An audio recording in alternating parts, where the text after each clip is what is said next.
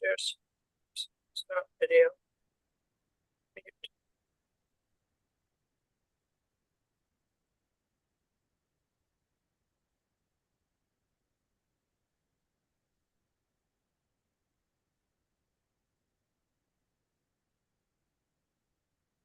Just stopped your video. No, the host has stopped it.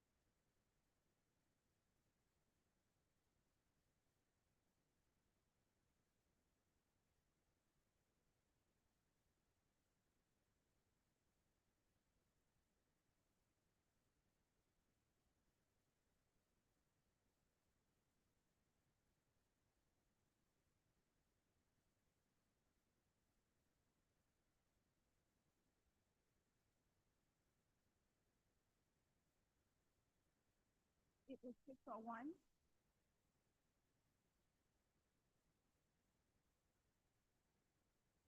Yes, we're. Does yours not light up? Oh, check. I don't think it's on, Carla. Yeah. It's not plugged in. Oh, No. Yes. thank you. Press it hard. Thank you very much. It is now 6:01, and I'd like to call to order the regular meeting of our Lake Worth Beach Community Redevelopment Agency. Can we have the roll call, please? Miss Ann Fairfax. Here. Miss Donna Bernard. Here, Miss Leah Burge. Here. Mr. Drew Bartlett, Here. Miss Caroline Shamshiwasha, Here. Mr. Daniel Morgan. Here. Miss Carla Bloxon. Here. Would everyone please stand for the Pledge of Allegiance? I pledge allegiance to the flag of the United States of America and to the republic for which it stands, one nation, under God, indivisible, with liberty and justice for all. Do we have any additions, deletions, or reorderings to our agenda? Did anyone have anything? Thank you. We are now going to have public comment on non-agenda items. If you would like to make a public comment, please come to the podium. This is great. Okay, I'm sorry. I'm sorry. Now we're going to have our presentations. Joan. Thank you. Ned Murray isn't here from the FIU Metropolitan Center yet, so I'm going to introduce Renee Miller. She's doing a presentation tonight. It's Renee Miller and her consulting group, the Weiner family, W-Moda, and United Management. And they're going to do a brief presentation, and then we're going to do a discussion later about the possibility of the CRA and city working with the group to help bring a cultural campus to the downtown. And when we get, like I said, when we get to the action portion of it, I have some history for you. But Renee Miller, ready? Hopefully everybody's online. Good evening, everyone. Good evening. Now, before I get, Oh, it was on? I'm so yes, sorry. red is on. Can you Okay. help? Yes. Okay. Really? Fantastic. Yeah, it's a little. Good evening, everyone. My name is Renee Miller. I'm the president of our Miller Consulting Group, and I am working with Arthur Weiner and United Management for the permanent home for W-Moda here, hopefully in Lake Worth Beach, as a mixed-use cultural arts campus. I'd like to thank you very much for having us this evening, and I'm joined by several colleagues. I'm joined by Mr. David Castor, who is United Management's attorney.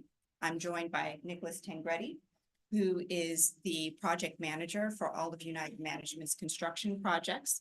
Mr. Paul Miller, who's with our Miller Consulting Group.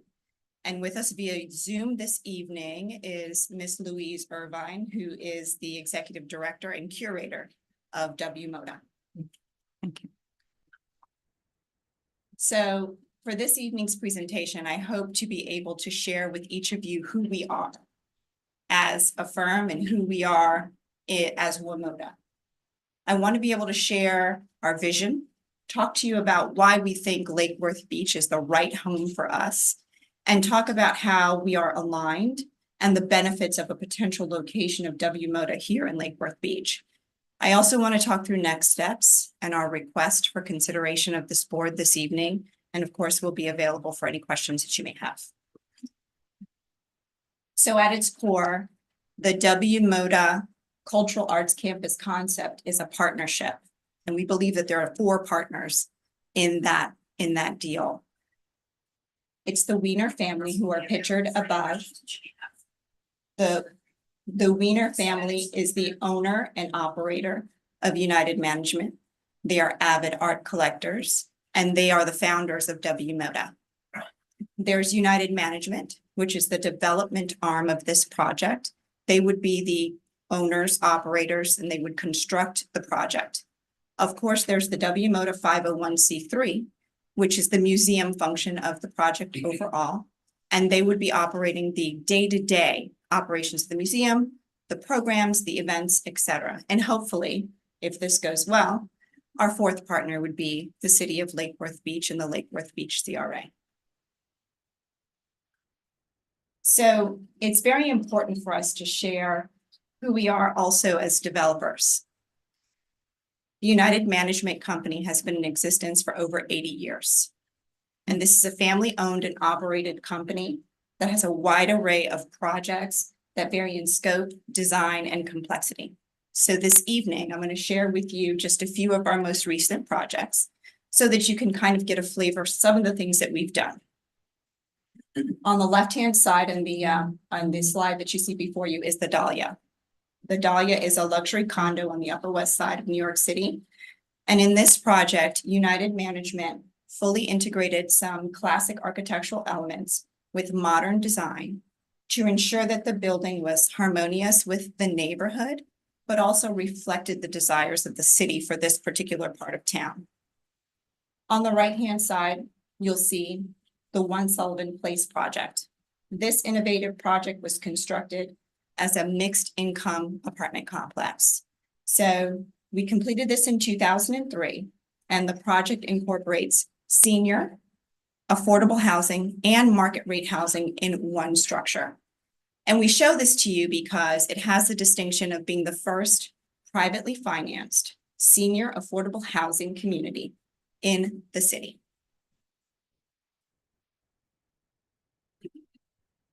The next project I want to share is 166 Montague Street.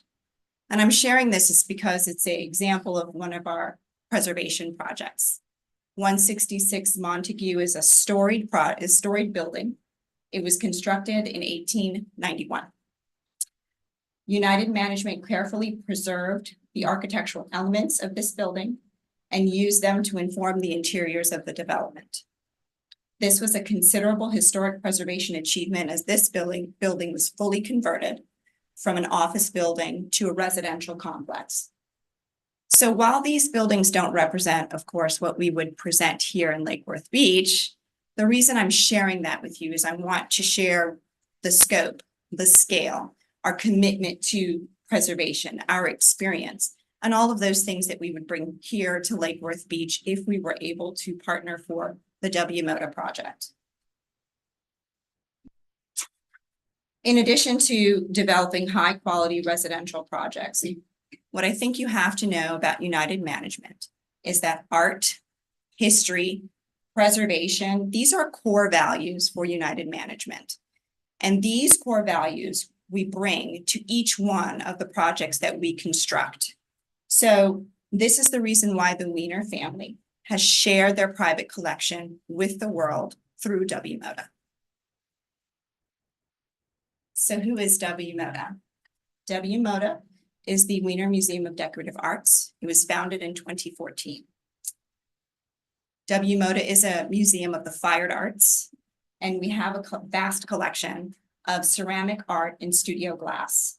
As many of you were able to see on your visits, we exhibit thousands of pieces spanning from the 1800s to the present. And W-Moda is unique in that we are one of the only museums in the world that has this combination of glass and ceramics. So while everything that many of you have been able to see and what I share with you is exquisite, W-Moda is truly more than just a museum. We become part of the communities in which we invest in. We host children's programs and partnerships with local schools. We host senior programs. We have daily events, focused workshops all around seniors and senior development. We curate special experiences for the differently abled members of our community.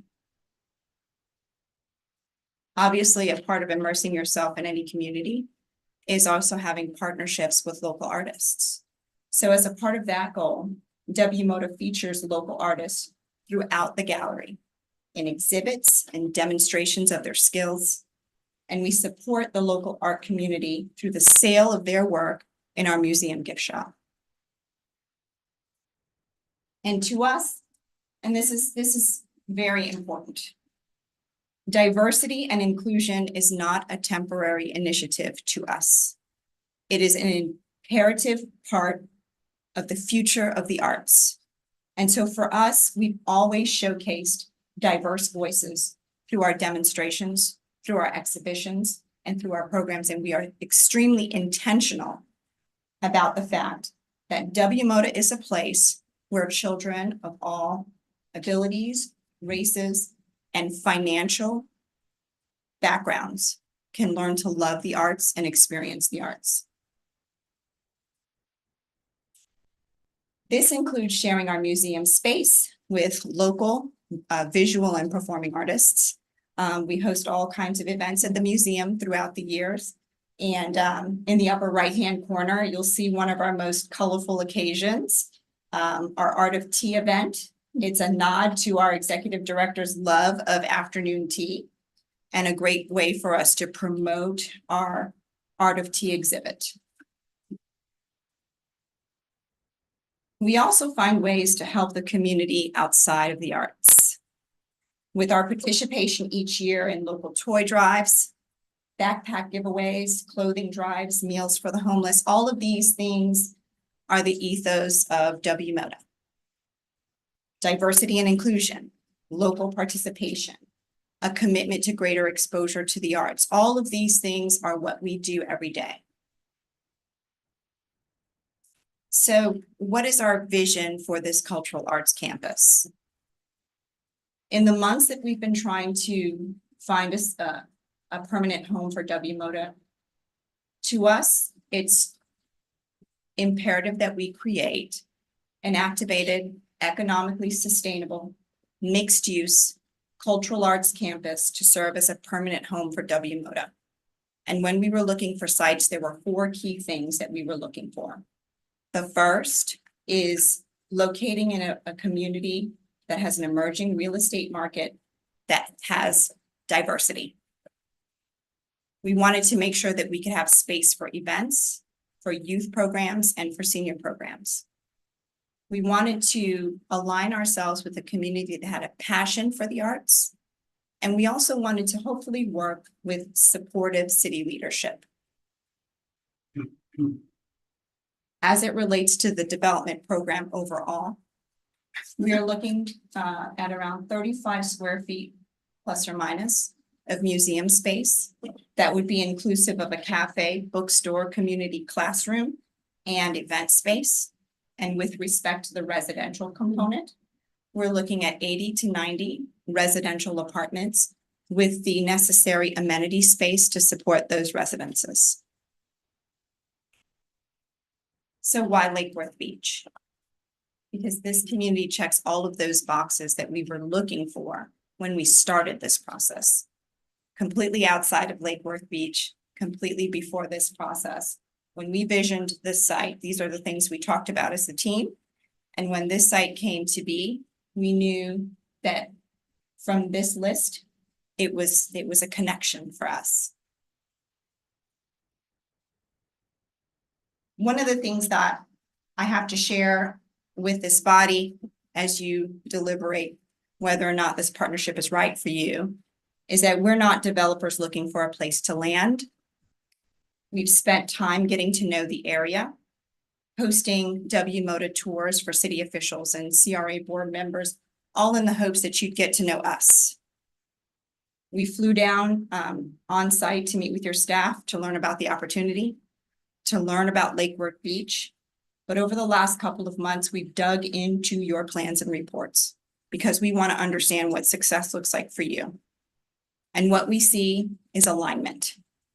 So nowhere is it clearer than your own arts and cultural master plan priorities. We took a look at that, and those 5 priorities, we believe, align greatly with our mission as well. You asked to maintain and promote Lake Worth's unique character in those priorities. In the slides that I showed you previously, art and preservation are a part of Arthur Wiener's DNA. He spent decades acquiring, preserving, and now sharing his love of the arts and history, and he brings those core values to each of his developments. So you asked in your priorities to enhance the downtown vibrancy in Lake Worth. Well, this project does that. It will add daytime activation through the museum and its programs and events, and nighttime activation through the residential components that would be here. Our residents would be here 24/7, supporting the local economy. Your next 3 priorities talk about the arts, talk about encouraging greater cultural and engagement, improving access to the arts, increasing your community's support for the arts. What better way than to have a world-class museum in your backyard? So I've learned for many years in doing economic development and redevelopment that alignment is key to having a good public-private partnership. And we believe that W-Moda and Lake Worth Beach, City and CRA, are aligned in purpose. The benefits of W-Moda are vast, and this is not at all an exhaustive list, and I will not waste the board's time reading them all off to you. But some of them stand out. Growth in tax base. Of course, the lion's share of these parcels will be revenue generating parcels. Greater exposure to the arts through this project. Additional residents to support your downtown businesses. Diversity in housing stock, which is very important to the vibrancy of any community, much less a downtown. Increased tourism and visitor spending through our development.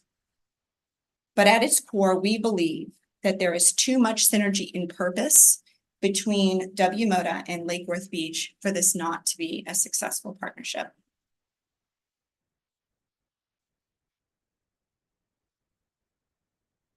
Ultimately, these are all the reasons why we're before you this evening. But it's important to know that the lens through which we view this potential project is of true public-private partnership. This is not an Arthur Wiener project. This is not a W-Moda project. This is a community project. And the only way that this is going to be successful is if we engage in a tri-party effort, CRA, City, and W-Moda, working together with consistent communication and outreach to the community to advance our collective goals for this project. As such, we respectfully request your consideration that the Lake Worth Beach Community Redevelopment Agency delay the issuance of a formal solicitation for the downtown parcels for a period not to exceed 6 months. And that will allow for 3 things. 1, for our team of professionals to work with your professionals at the CRA and the city to develop a comprehensive feasibility study for the subject sites and develop some development scenarios for the complex. 2, for us to continue to collaborate to narrow down that vision and to establish an urban design concept that we bring back to the CRA board for consideration. And 3, to establish public-private partnership terms for the location of W-Moda here in downtown Lake Worth Beach. That concludes my presentation, and I really thank you for your time, and myself and my colleagues are at the pleasure of the board to answer any questions.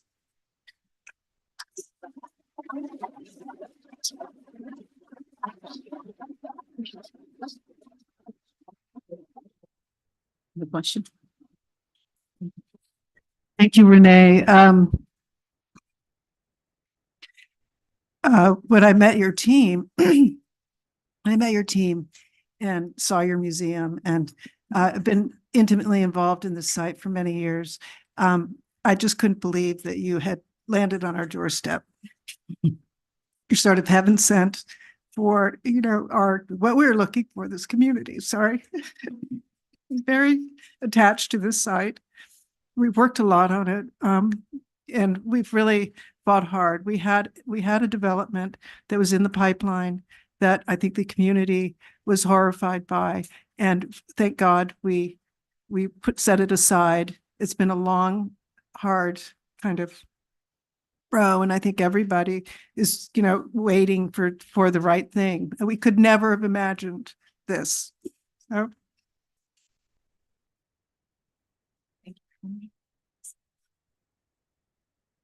Thank you. Yes, great presentation. Really appreciate it. I have been engaged on this property for quite some time and been through the bumps and everything.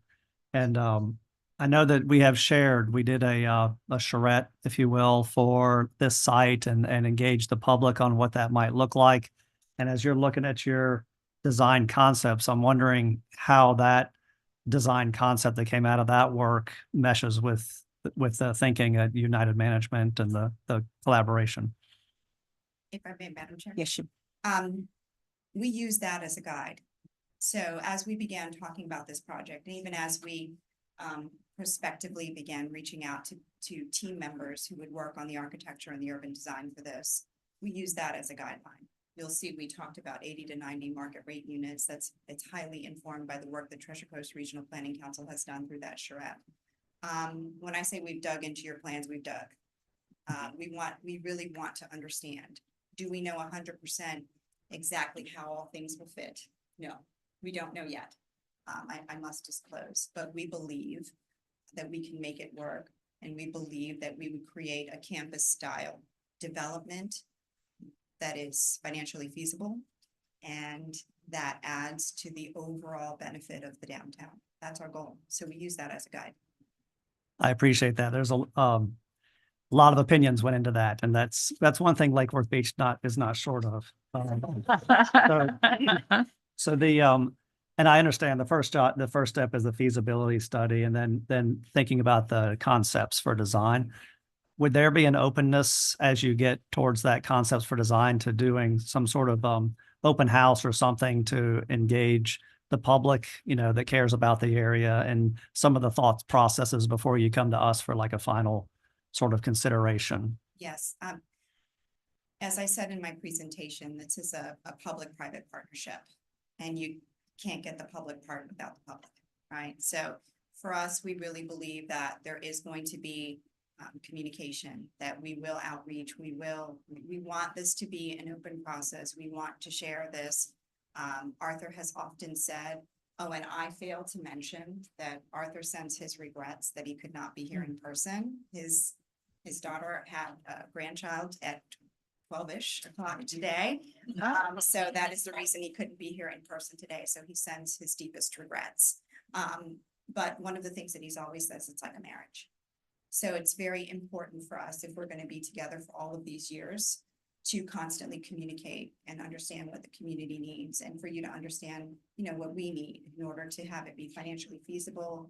And ultimately, our goal is for this to be a economically sustainable arts complex. We want to support the operations of the art museum through the residential piece, not only in the vibrancy, but financially as well. So there's many elements we'll be going through.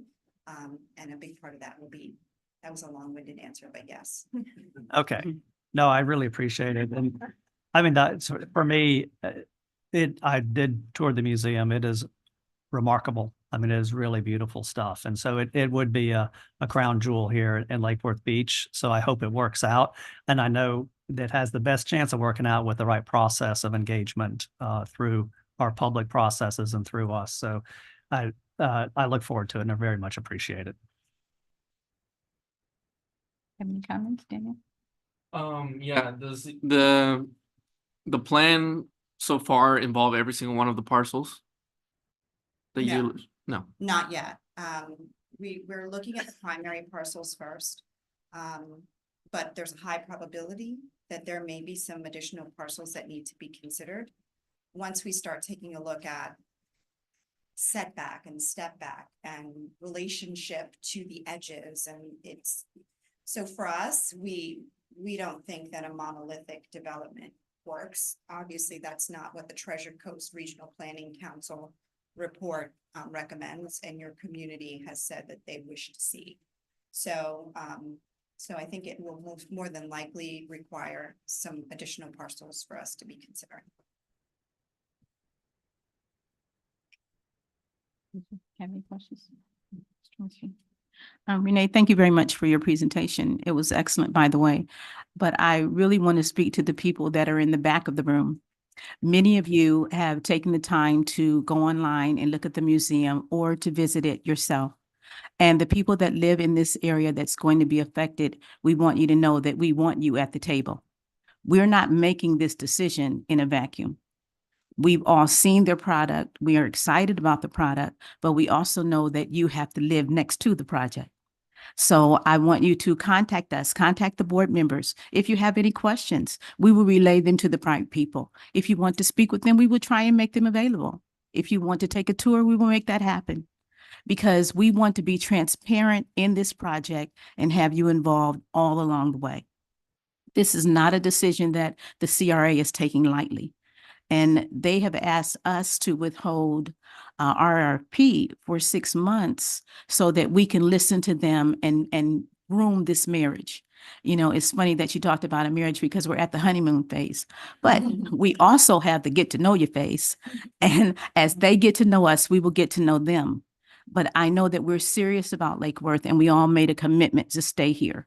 We choose to be in Lake Worth, and we also have to choose what direction we want our city to take.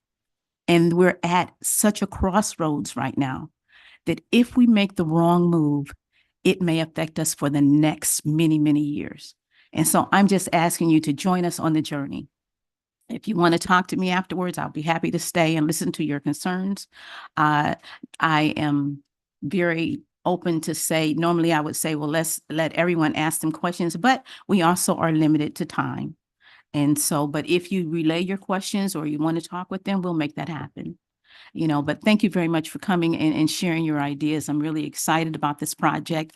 When I went to view it, my head was like just bobbing from side to side for everything. I couldn't look fast enough.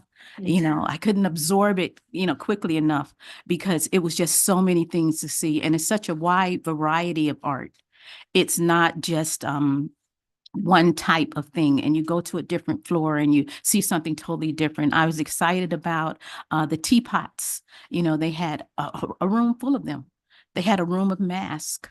You know, they had a room of blown glass. I mean, there's so many things that would attract a diverse population to the city of Lake Worth.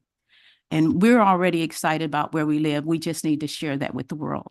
And I think between the Benzeiten Center and the Cultural Council working with us, I think we have partners that are already in place. We just have to take the first steps to make it happen. And I just ask that all of you join us on this journey. Thank you. Carla, I have a question about the 6th month seems long for us. We have waited a very long time to develop this site, and we took our time to do the charrette. That was a year, and then we ended up with trying to go to the right partner to write the RFP. That was a process, and I just wonder if that could be staged, sped up.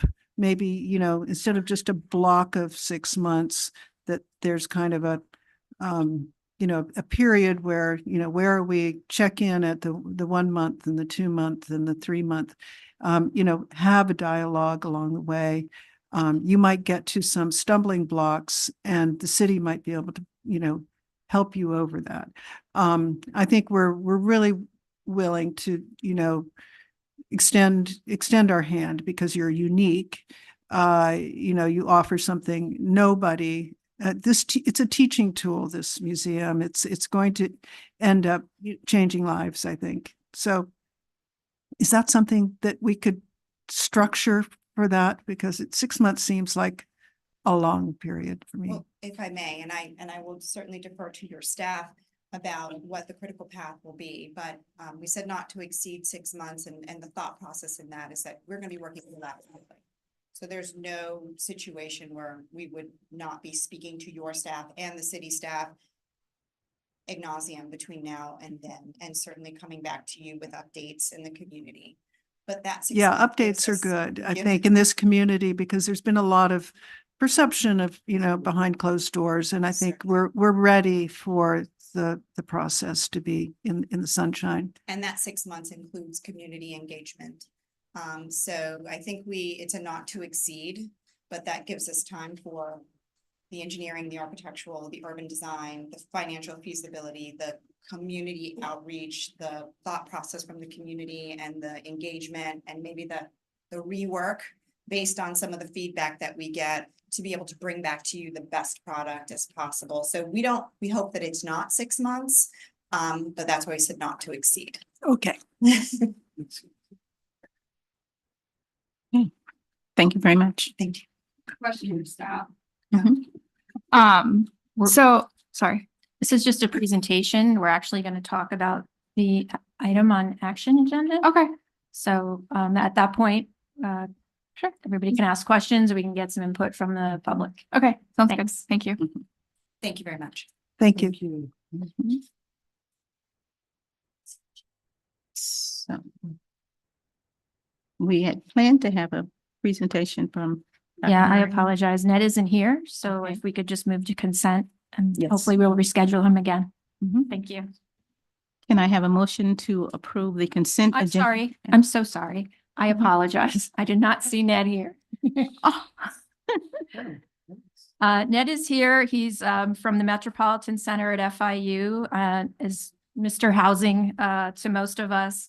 Ned and Anthony Abate worked with me when I was at the Downtown Development Authority in my first master plan. So we go back a really long way, and I've asked him to come up and give us a little more information on ADUs that was requested, I believe, at our last meeting. So come on. Well, good evening. Thank My you. pleasure to be here. Ned Murray, once again. I'm the Associate Director of the George Perez Metropolitan Center at Florida International University. Joan invited me here, I guess initially to have a more of a general conversation about housing, renter versus owner. I guess there's been some discussion about that, but also I put together a brief presentation on accessory dwelling units because my understanding is that has been a topic as well as it is in most parts of the country right now. I should tell you this, I think many of you know this, the Metropolitan Center did Palm Beach County's affordable housing needs assessment back in 2022, which was the foundation for the bond issuance of the subsequent year. We also completed, and I think some of you were probably there possibly for the rollout of the Palm Beach County housing equity study, which was last fall. Which gets into a lot of these discussions as well. Probably takes this discussion a little bit even further and does get into that discussion about ownership and what ownership provides in terms of wealth building and prosperity and equity, very important. And of course, the dire need for affordable rent. So I will go through this fairly quickly, which is the ADU discussion, because a lot is going on with that. I think many of you know. Point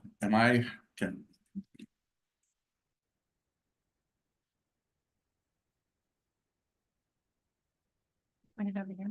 No. Working either. It wouldn't be a board meeting without some technical difficulties. I bring technical problems with me.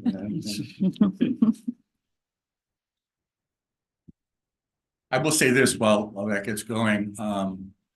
Next week, next Tuesday, in fact, we'll be presenting the first affordable housing master plan to Broward County's Board of County Commissioners.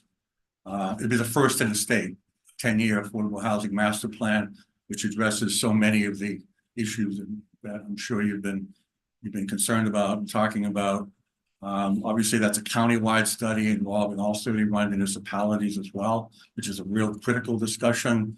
And obviously all the other stakeholders who are going to have to be part of that challenge to address the scope and scale of housing affordability, not just in Broward County, but pretty much everywhere in Florida right now. It used to be just Southeast Florida, but it's pretty much anywhere you go right now. Tampa Bay, Orlando, any of those places. So it's a major challenge, but we need all local governments involved to do whatever you can do to address your specific needs in terms of your community. But we also need our employers, we need our institutions, we need everybody at the table. So that plan's going to lay that out. So I could give you somewhat of a primitive to that as the discussion goes, but let's start with ADUs because from a very interesting perspective, going back, oh my gosh, I think at least 5-6 years ago when the topic of ADUs was brought up, people would essentially either scratch their head or say, oh no, not ADUs, right? There was this thinking out there, and we did a master plan, by the way, for the city of Miami about that time. And the fear back then with ADUs was that they were being done haphazardly, right? No regulation, people were just building and living in just about any kind of structure. So there was a lot of negativity around ADUs. That has really, really changed in the last few years, nationwide, and almost every county and city across the country. And we've gotten a lot of people that have come out in support of it and trying to define it. Obviously, the APA, American Planning Association, which I'm a part of, I think Joan is a part of as well, has a definition of it and obviously support it. It takes on a lot of different other names as well, as you can see. Granny flats is one that's very common, we all know of. Cottages. I'm not sure about mother-in-law suites. That may not be real popular for people, but that's another term that's been used. Tiny houses. It's taken on a lot of different connotations over the past few years. And essentially, we're looking at really six different structure types. You know, we have the detached one that we typically think of as that little tiny house in the back of a cottage behind the single family home. Then we have the attached. We have the attached above the garage. We have the basement, and we have the converted garage, and then we have an interior upper floor, very common as well throughout the country. So there's a lot of flexibility built into that. And I will say this: not only have ADUs become popular, they almost become fashionable.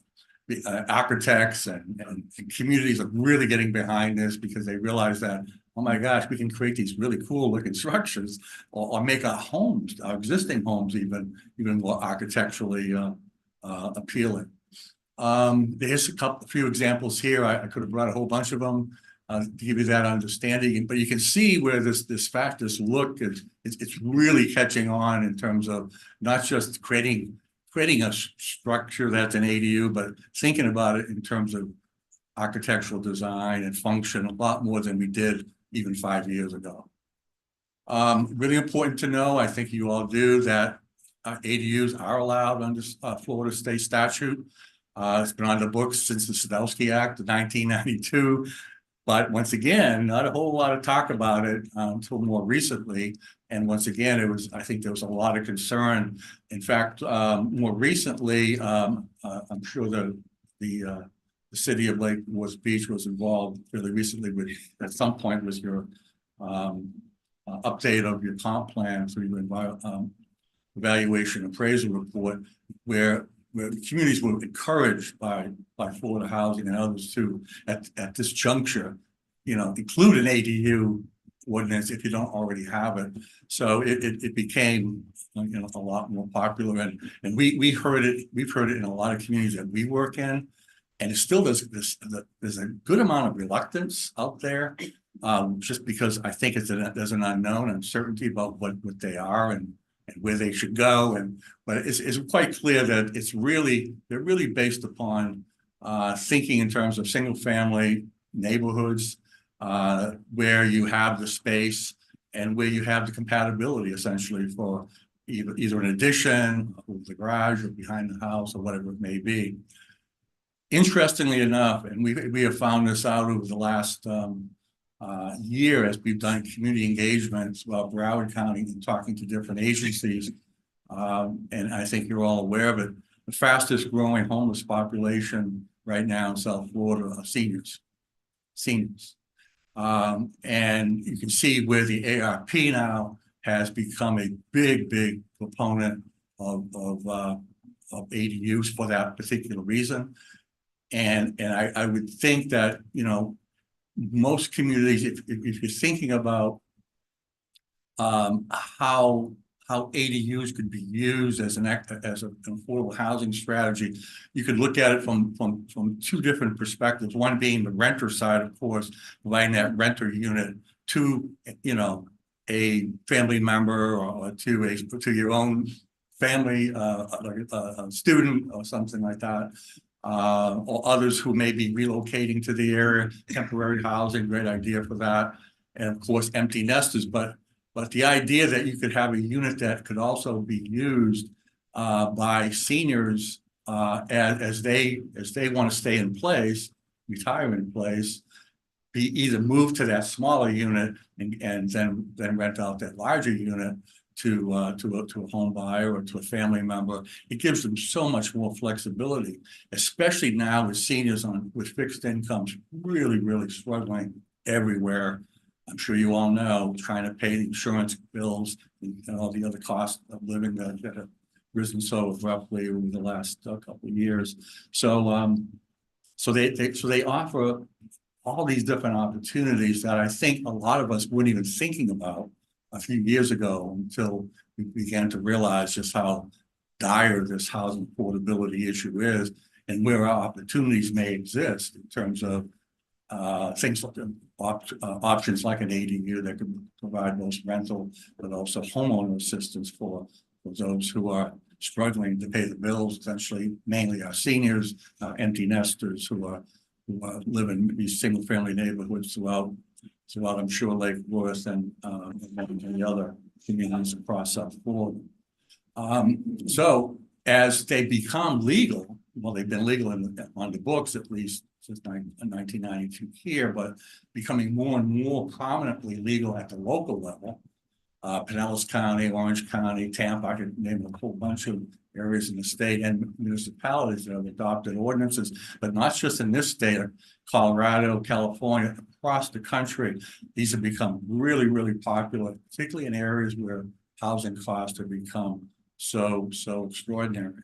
So we have a lot of best practice now on the books, not only here in Florida, like I said, but across the country that we look at. We recommended this as part of the Broward County Affordable Housing Master Plan. And we're recommending it for all 31 municipalities to include it. It may differ from municipality to municipality, but this is really a general type of ordinance. Allowing them in all single family districts as an accessory use. The fact that the owner must occupy either the primary unit or that ADU unit. We can control for the size. That 800 square feet seems to be about the standard we've seen across the country. You can do a lot in terms of building codes and architectural design guidelines. Obviously, they need to conform to setbacks, and obviously there's parking restrictions. There's a lot of things that can be built in, have been built into these model ordinances across the country. So we've come a long way. I think it's something that I would recommend to any community right now.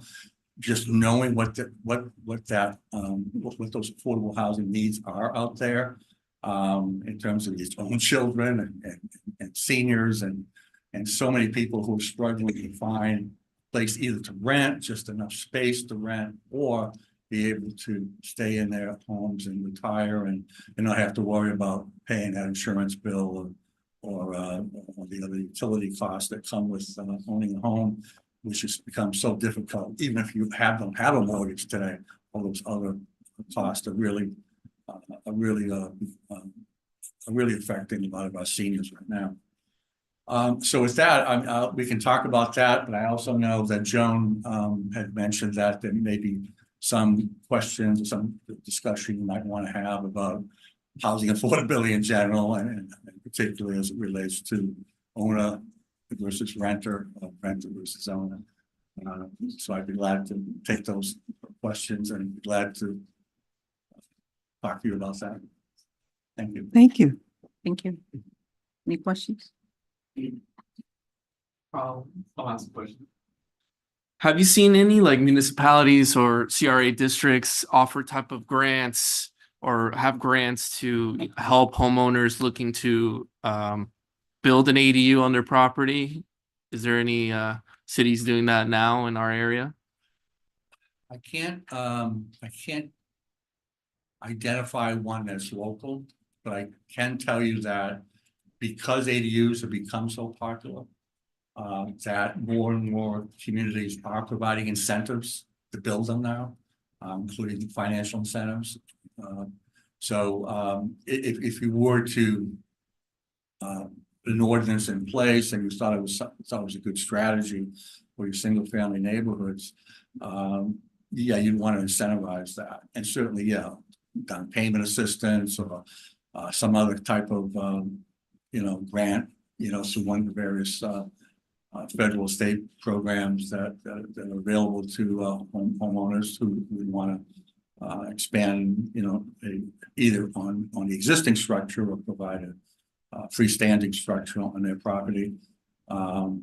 So yeah, that's what's been trending more and more across the country is not only building them, but providing financial assistance. Particularly if there's plans in place to provide, whether it be a rental unit or some type of expansion that would accommodate, low and moderate income renters. If I may, follow-up question. So you're saying that there exists now state grants for people looking to build an ADU on their property? You can use both state and federal money for that. It would be up to you're not an entitlement community, I believe. No, we're not. But there are funds. You could use CDBG, you could use home, you could use I believe SHIP dollars from the state. I believe there's a lot of different resources that could be used. You could also, one thing we're strongly encouraging right now in Broward County right now is employer-assisted housing. And so employer-assisted housing, our major employers, particularly our institutions and large employers, can also get involved with the game of providing down payment assistance or the types of financial aid to their workers. This would be something that would be a real option for employers, something that really tangible that they can get involved in. These grants could be combined with anything that let's say the CRA district would want to establish. Absolutely. It would, okay. Yeah. I want to ask another question, but I forgot it. Great. Thank you for your presentation, and Joan for putting this on the agenda. I have done a deep dive into ADUs because I wrote my dissertation on ADUs in Lake Worth Beach a few years ago. So ask me any question. But because we had just by coincidence, when I was writing my paper, we had 2 public meetings on ADUs that are on YouTube, and they really went a long way to informing my research. I also sent out a survey so it was really my whole question was how do stakeholders, policymakers, and others view having an expanded ADU program in Lake Worth Beach. And boy, did I get the feedback on that. Now, this is a few years ago, and as you say, I think maybe it's a little more accepted today. But what I also notice is we do have an ordinance. It's very limited. It's only in certain tight area. And it's also like you have in your model ordinance, it's a percentage of the original house. Now, the original house in some cases might be 400 square feet. I mean, if you know our community, we have tiny cottages. So it's practically useless. It's very expensive too when you look into building a tiny little house. The square footage cost is very high, and all you're getting is maybe, you're lucky, a studio or a 1-bedroom. So I'd be very interested in being on a task force with the town, with the city.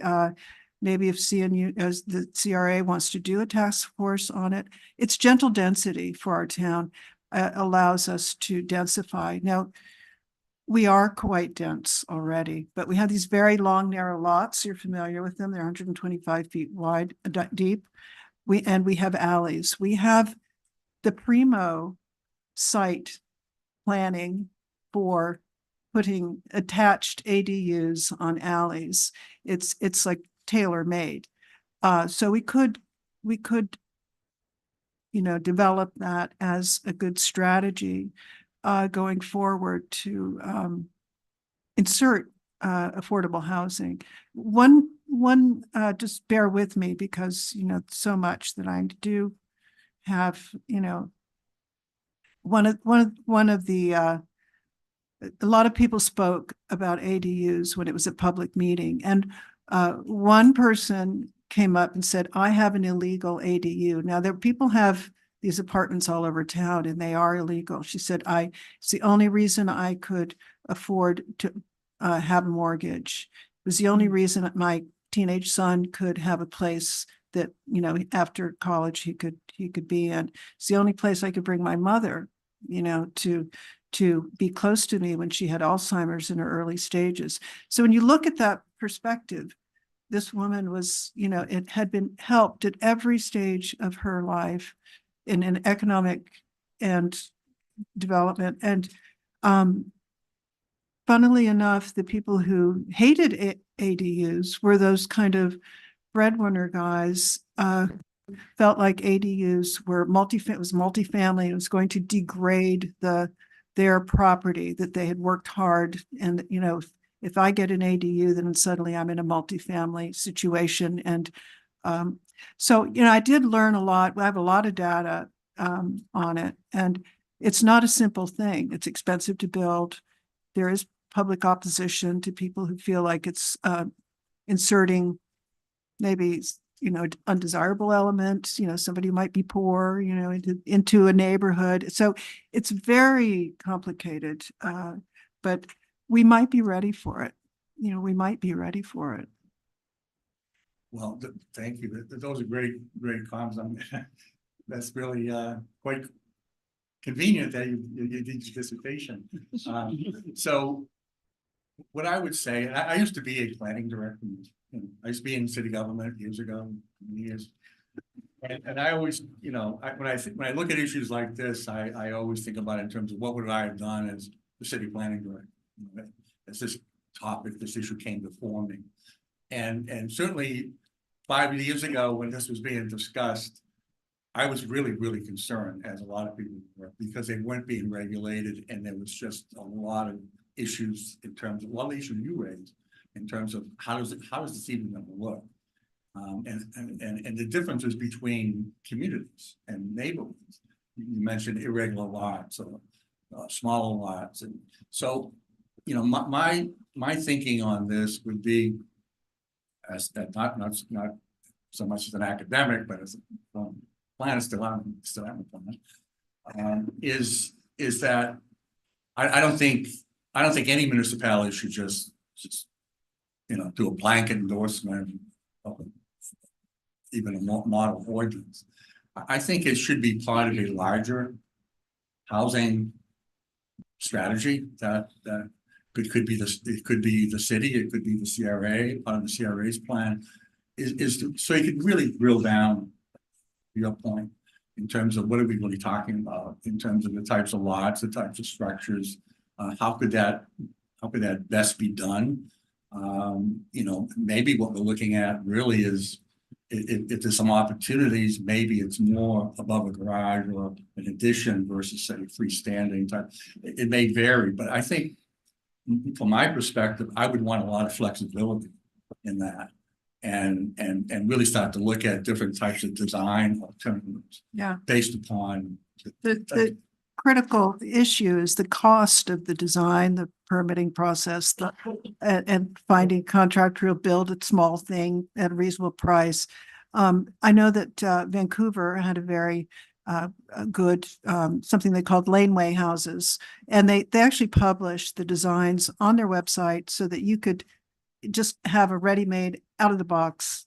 If you build something like this, we will approve it.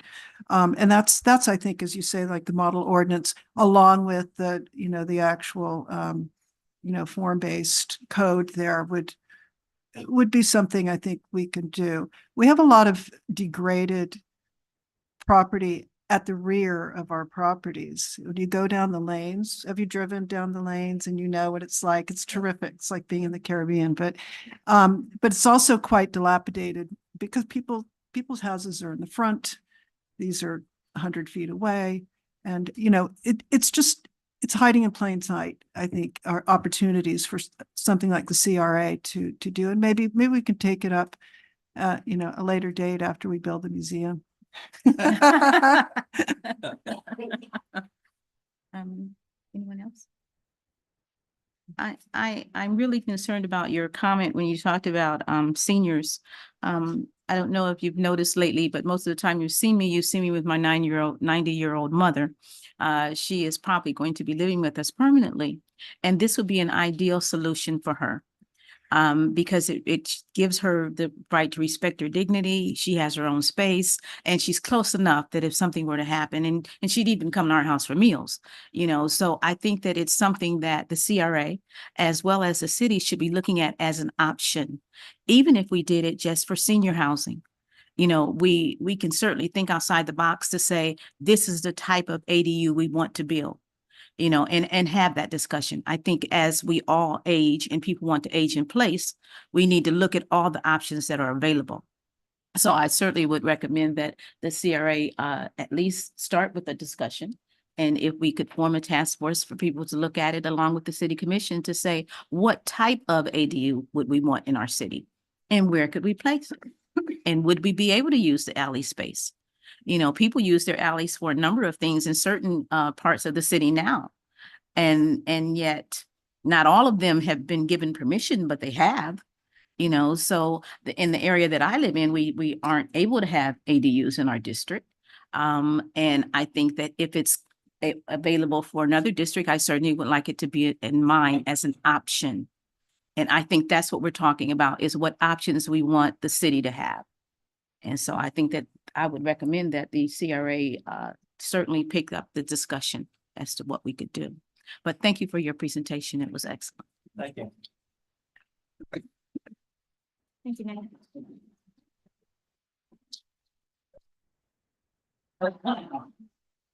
Now, can I have a motion to approve the consent agenda? I'll move to approve consent. Can I have a second?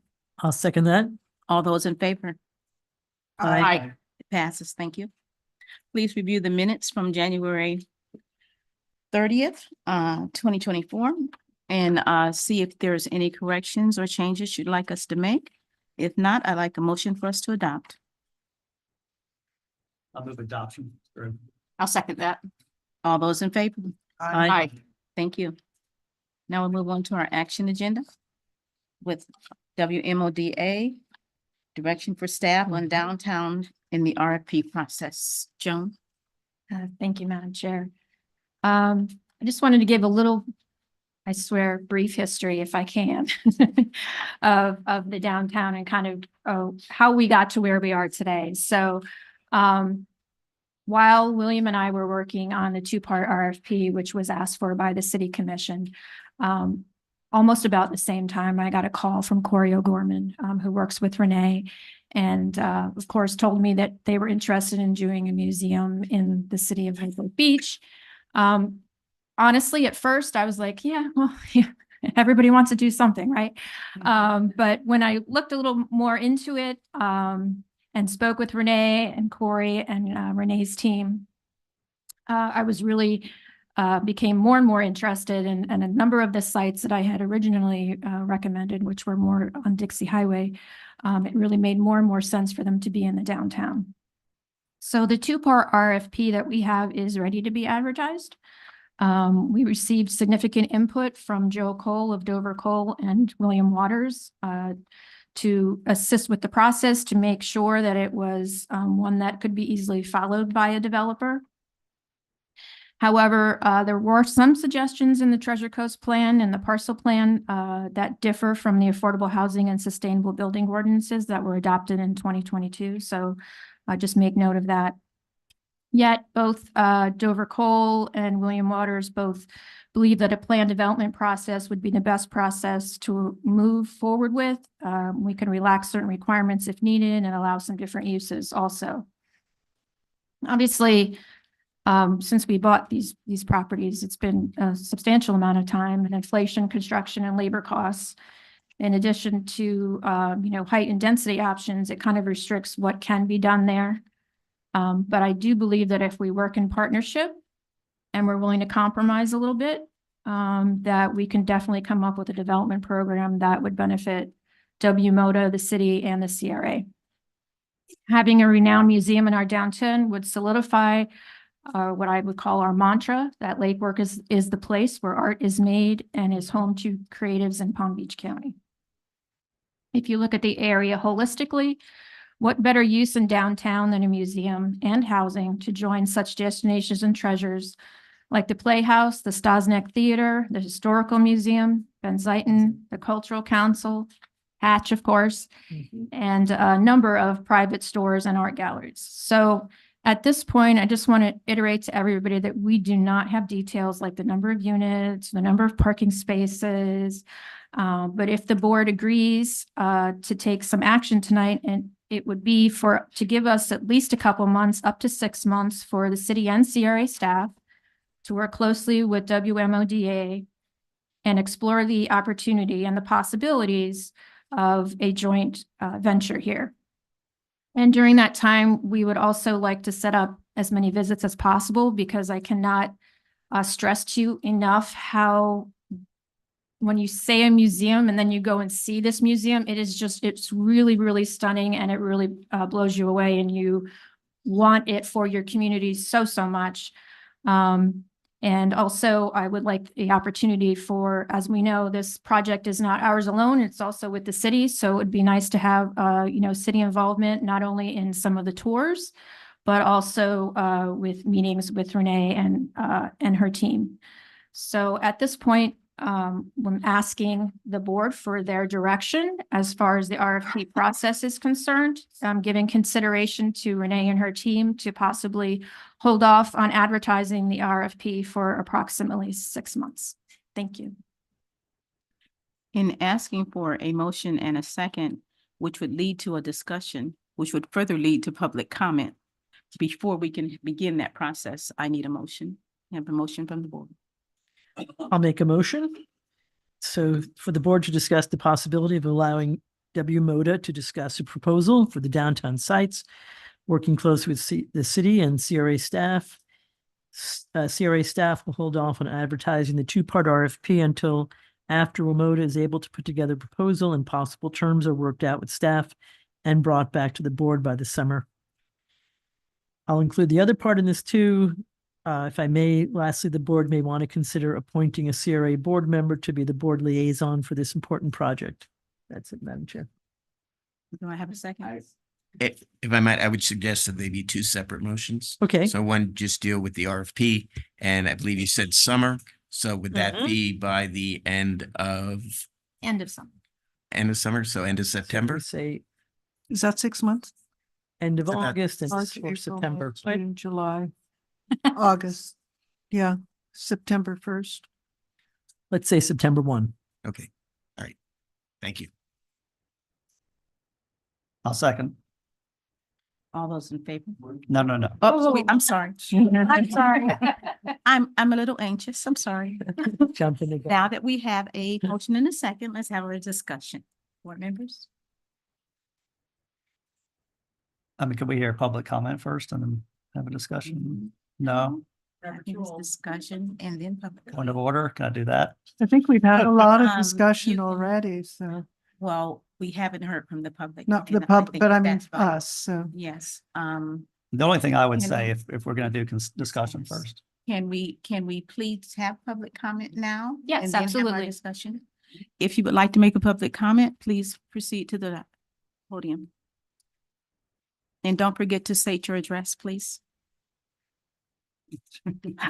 Betty Resch, 207 South L Street. This is very exciting. I just want to make a comment, and the idea that you have about having a monthly public sort of update, I really like that idea. One of the problems with the project and the history of this project has been the sort of behind that concept. So that's the only thing I just want to say is I would encourage you to have some sort of a public, where are we kind of thing going on. That's all. Thank you. Even if it's a Zoom meeting kind of thing, just yeah. so it's out there so that people know what's going on. Yeah. Thank you very much. I think this is great. Thank you. Oh, can I just give you all one of these real quick? Won't take very much time. Thank you.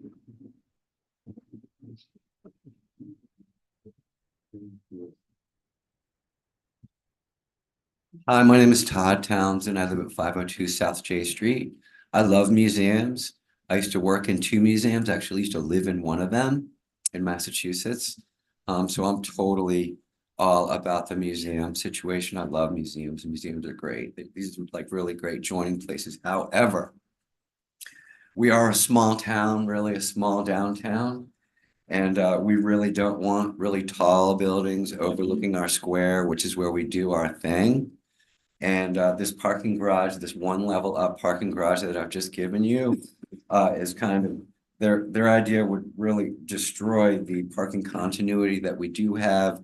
And if you look at my plan here, this is a good future parking situation. So we really have to deal with what we've got before we expand into bigger, taller stuff with balconies and stuff leaning over the downtown square, which is where we do our thing. And we don't want people from their bedrooms looking down on us while we're doing our thing at the square. So that's all I really wanted to say. I hope you can just look at that. And of course, I really don't want to get in anybody's way, but we have to think of ourselves first, and we have to take care of our parking situation, which is a big problem. It all comes back to what are we going to be doing for our small businesses downtown? We see them come to town, run through their startup money, fold up and leave. We have a lot of examples of that. And so I think that we have to do something for us first. And so that's why I've spent hours and hours and days working on this plan that I've just given you. So that's all I wanted to say. And of course, I'll be back to have further comment later, but no stress against museums. I'm a museum person. Thank you. Hello, Commissioner Stokes, 1321 North L Street. Thank you for bringing this forward. I really think it's a wonderful opportunity. So I am in favor of delaying the RFP so that we can explore options with this group. I can't wait to see the different scenarios they come up with, and the collaboration does feel appropriate for our town. And I just love the idea, even like the phrasing of a cultural campus. So I don't know if that's just the teacher in me, but I think it really speaks for their commitment to making this more of a community project. So please consider delaying that. Thank you. Any other public comments?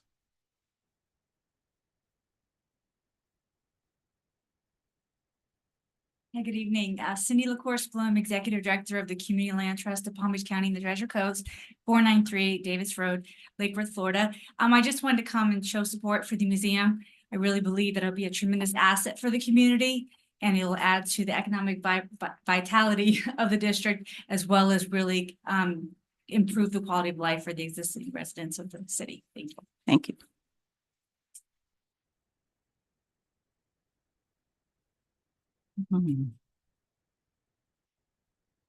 Christopher McVoy, Vice Mayor, 1514 15th Avenue North. I think this sounds very intriguing. I enjoyed the presentation. I like very much the idea that the community engagement, the interest in both newer design as well as some respect for historical, some attempt to integrate those things. It's quite an intriguing idea to combine museum with housing. Not quite sure how that would work, but it seems very possible to do. I hope that it will look at very imaginative designs. I know that we've seen some designs in the past that were very interesting for the L&M area.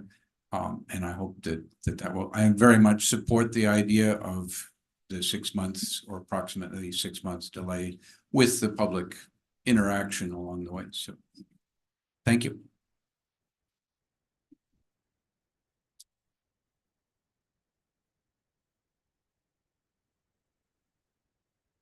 Brent Whitfield, 133 Duke Drive, was a former CRA board member, and I remember what it was like when we put the RFP out the first time, looking at that process, and I think fully agree with the idea of delaying. It's such a great opportunity. I think the presentation by Renee was wonderful, and really it fits so well with the city. I understand concerns about size and fit, and I think that's why seeing the deep dive into some of the charrette information, what the Regional Planning Council did, really reflects that they're being thoughtful about this, and nothing helps small businesses more than getting some more people down here, having a museum that draws people down here, bringing some more residents. I think all these things are good things, and full support.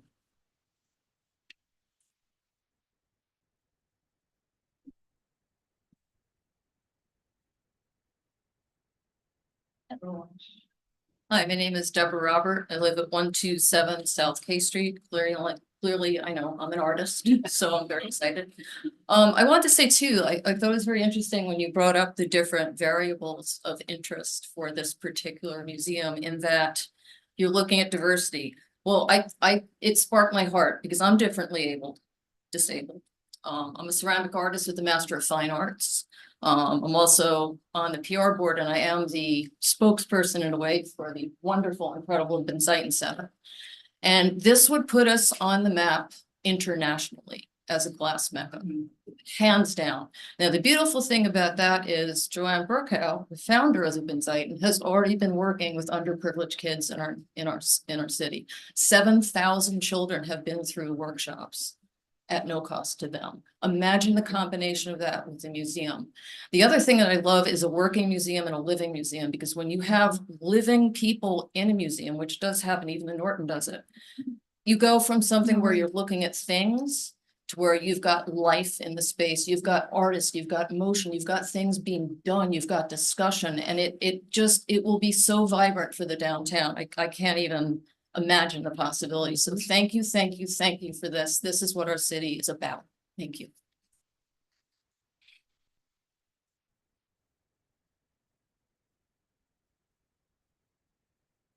Hi, I'm Joanne Burko, founder and president of the Center for Creative Arts. And I just think this would be such a fantastic marriage, not only with my center, but for the entire city of Lake Worth Beach. And I like the idea that they're taking their time and getting public input. This is all really terrific things. Two of my artists that work at Ben Zeiton are shown at the museum, so it is living art. And I've been taking people down to see their museum for years because it is such an incredible place. So if you haven't been there, you really owe it to yourself to go down and see what it's all about, because you can't imagine one person collecting all of these things. That's what blew my mind. So thank you for considering this. And I think that Renee Miller did an exceptional presentation. Thank you.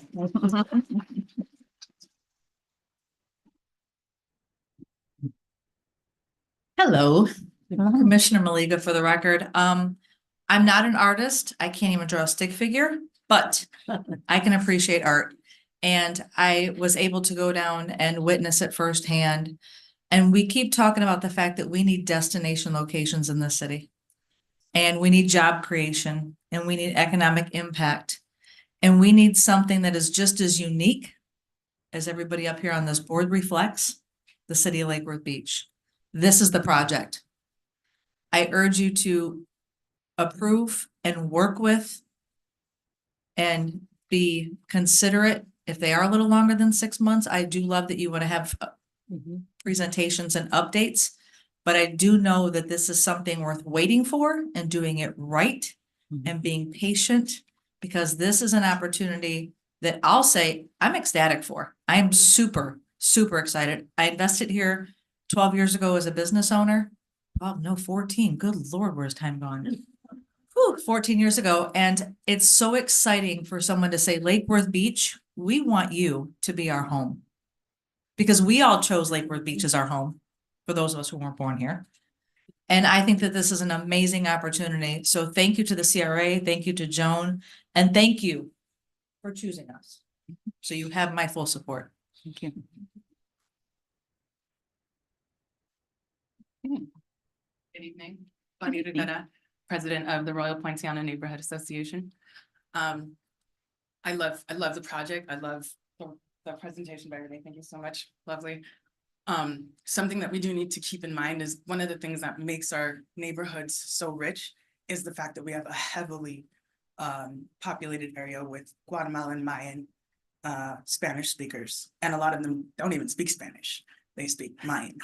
So, and that's this whole area here. So just something to keep in mind, that we do need to access this particular community, those neighborhoods, those cultures. Thank you for your time. Okay, that concludes public comment, board comments. Oh, gotta be quick. Almost missed you. Tom Conboy, business owner, 30 South M Street, so I'm right across the street. First off, I'm excited about this potential opportunity. Of course, the devil's in the details. I really loved the fact that they want to be a public-private partnership. And I think that interacting with the public in the development of the ideas is really, really important. And I would love to see an open house at the museum with Lake Worth residents invited, just so we can see what it's about. I think that might be kind of cool. But I also would like to see that Guatemalan Mayan culture added into the mix. I think that with the arts and whatnot, it could absolutely happen. Thank you. Do you have any additional public comments? Okay. Please come. Erin Allen, 208 South Lakeside Drive. And I was tickled pink and very proud that the first slide in the presentation was the spray painting festival. Because when I founded the festival 30 years ago, my mission was to change the image of Lake Worth Beach. And I wanted people to see Lake Worth Beach through my lens, which was all of the possibilities and potential that it held. So I'm thrilled that I feel like that has been some sort of a foundation for introducing the arts to the city and it being perceived as an artist's community. And when I first heard about the possibility of W-Moda, I got goosebumps and I thought this is the perfect destination trifecta for the city because we have the Zeiton, we have the Cultural Council, and now we would have W-Moda. And this would be a great thing to encourage people to come to the city, to immerse themselves in the arts. And it would be an opportunity for us that would solidly anchor Lake Worth Beach as an arts-centric community and an arts destination. And I think we have to keep our eyes here on the bigger picture. And some projects just they bring a greater benefit to the city than us worrying about what we can get from the project. And the Gulfstream Hotel was a perfect example of that. They are bringing so much more to the city and the devil is in the details, but sometimes you can get lost in the details, right? It's paralysis by analysis. So I would like us all to keep an open mind here tonight and find out a way to make this happen rather than try and find all the reasons that it can't happen. So thank you.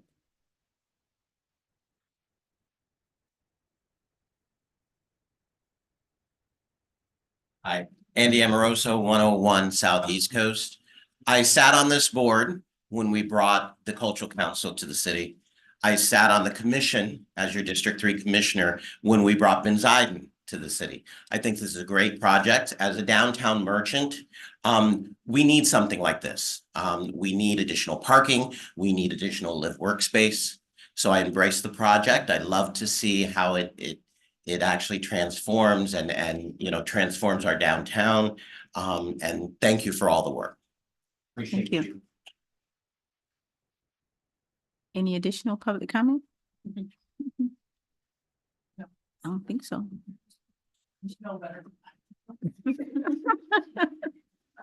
Excuse me, board comments, please. Board discussion. So, yeah, I think I think, and you hit it on the nail on the head is I very much want to work on this project, suspend the RFP. The one thing that not doing an RFPs have like rules of engagement and all that kind of stuff. And there is built-in steps along the way where the public gets to see what's going on. I'm not sure how much this process has that kind of built in. And so I do think it's very important that it's going to take discipline, I think. We've got to be able to talk about what's going on, what challenges we have, what direction we're going, things like that as an organization. I mean, really as a collaboration, as a public-private partnership. So, wherever we go from here, we got to make sure that monthly update at our meeting or commission meetings or whatever it is important. But, I think I've been through so many public processes in my life, and sometimes there's a tendency to say, well, I don't really have any updates, so we can skip it this month, right? Nope. nope, we got to at least come out and say we don't have any updates and explain why and things like that. So I think that routine engagement is critically important that happens along the way on this, since it's a different type process than the RFP. But fully, obviously supportive of doing this process with this incredible opportunity we have before us.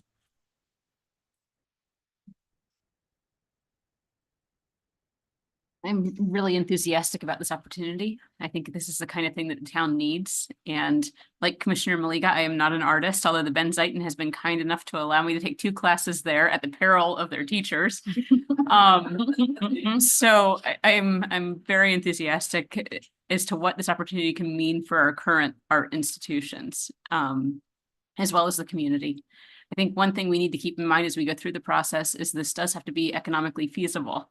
So while there may be some compromises made, I think we have to sort of keep that in the back of our minds, that perfect is great, but economically feasible is a benchmark we need to meet for the project. So thank you for the opportunity and the presentation. It was phenomenal. Anyone else? Someone made a good point to say that the devil is in the details. More importantly, is respect the details. The young lady who's president of the Royal Point Siena neighborhood made a point about the Guatemalan and Mayan section of our city. We would embrace them along the way in that project, and she would be a perfect person to say, hey, what do you think about this? So we aren't trying to say our idea is perfect or well-formed or fully formed. All we're saying is give us a chance. You know, and as we're going to take the time to get it right, and it says not to exceed 6 months, we can include as part of our CRA meeting that update, because then you're coming before the people that have asked you to give us that 6 months. And so can we make that part of our agenda to say that we will give you that monthly update? And if you have a monthly question, please come and join us. You know, because I'm very, I believe in making sure that you are responsible and you're responsive. So if I've asked you to do something and you come next month and say, hey, where's the update? I'm going to say, okay, this is it, even if I don't have anything to report. But it has to be a part of our meeting because we're asking them to give us their trust.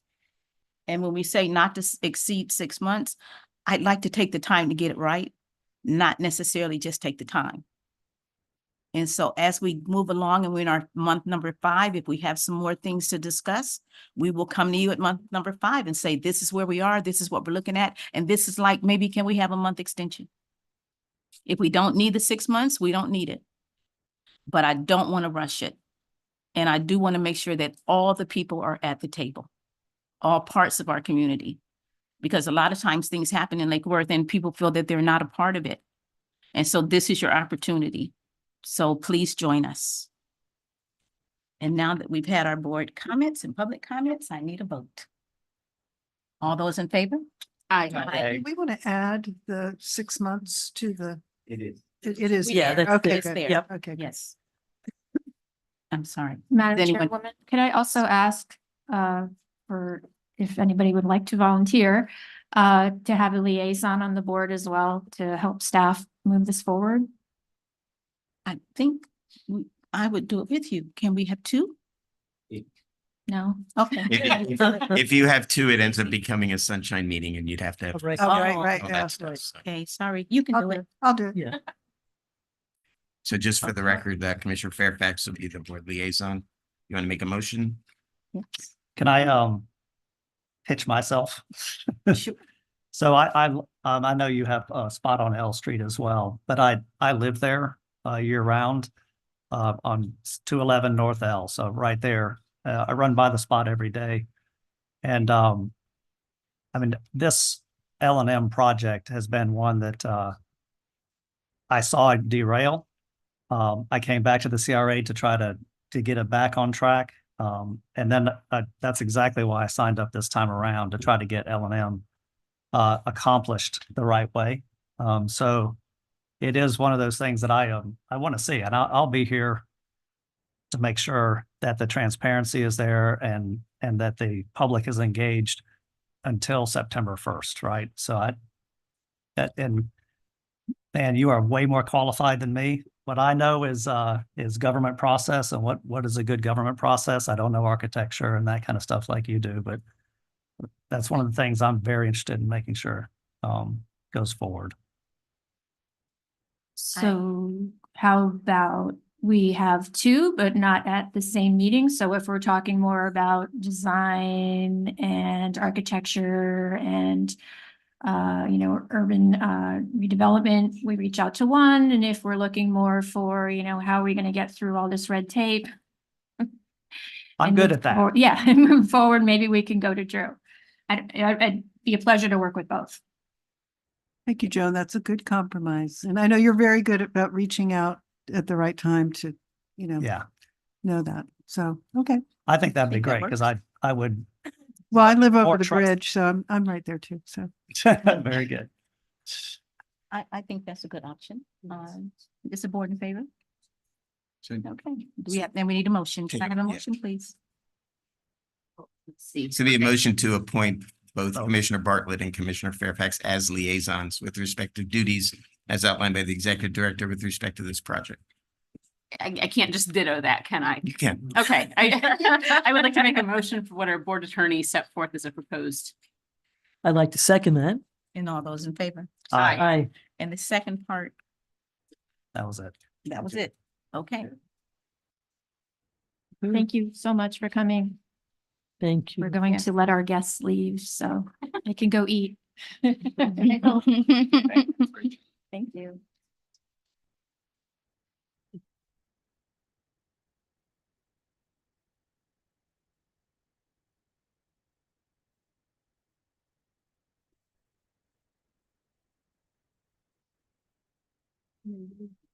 Yeah, that's I always try and wear a jacket. Okay, now we are going to discuss commercial grants, 704 Lake Avenue, review and determine funding. Okay, good evening, everyone. For the record, Christopher Rose, Lake Worth Beach CRA. Before you is our first commercial grant request for this fiscal year. This was submitted last month to us. It's for the property located at 704 Lake Avenue. Now, for you guys that don't know, we went up there a couple years ago, staff went there a couple years ago, didn't even know that it existed. It's on the second floor, right above the I Break You Fix or I Gots, that whole building there.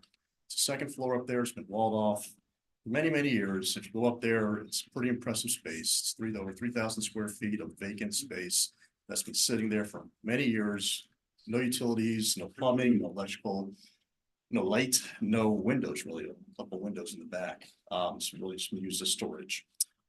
Earlier, like I said, earlier this year, we received grant applications for the property from the new owner, Peter's family, to do a complete renovation of the property, which the project would include complete renovation, all new utilities to build the building out and create up to between 10 and 12 new micro offices, shared meeting space, shared break room space, shared bathrooms as well on the upstairs. Similar to the Hummingbird project that's on Discern Avenue, if you're familiar with that project, small little offices to rent out. Again, we received grant applications to help with this renovation project from the Peters family.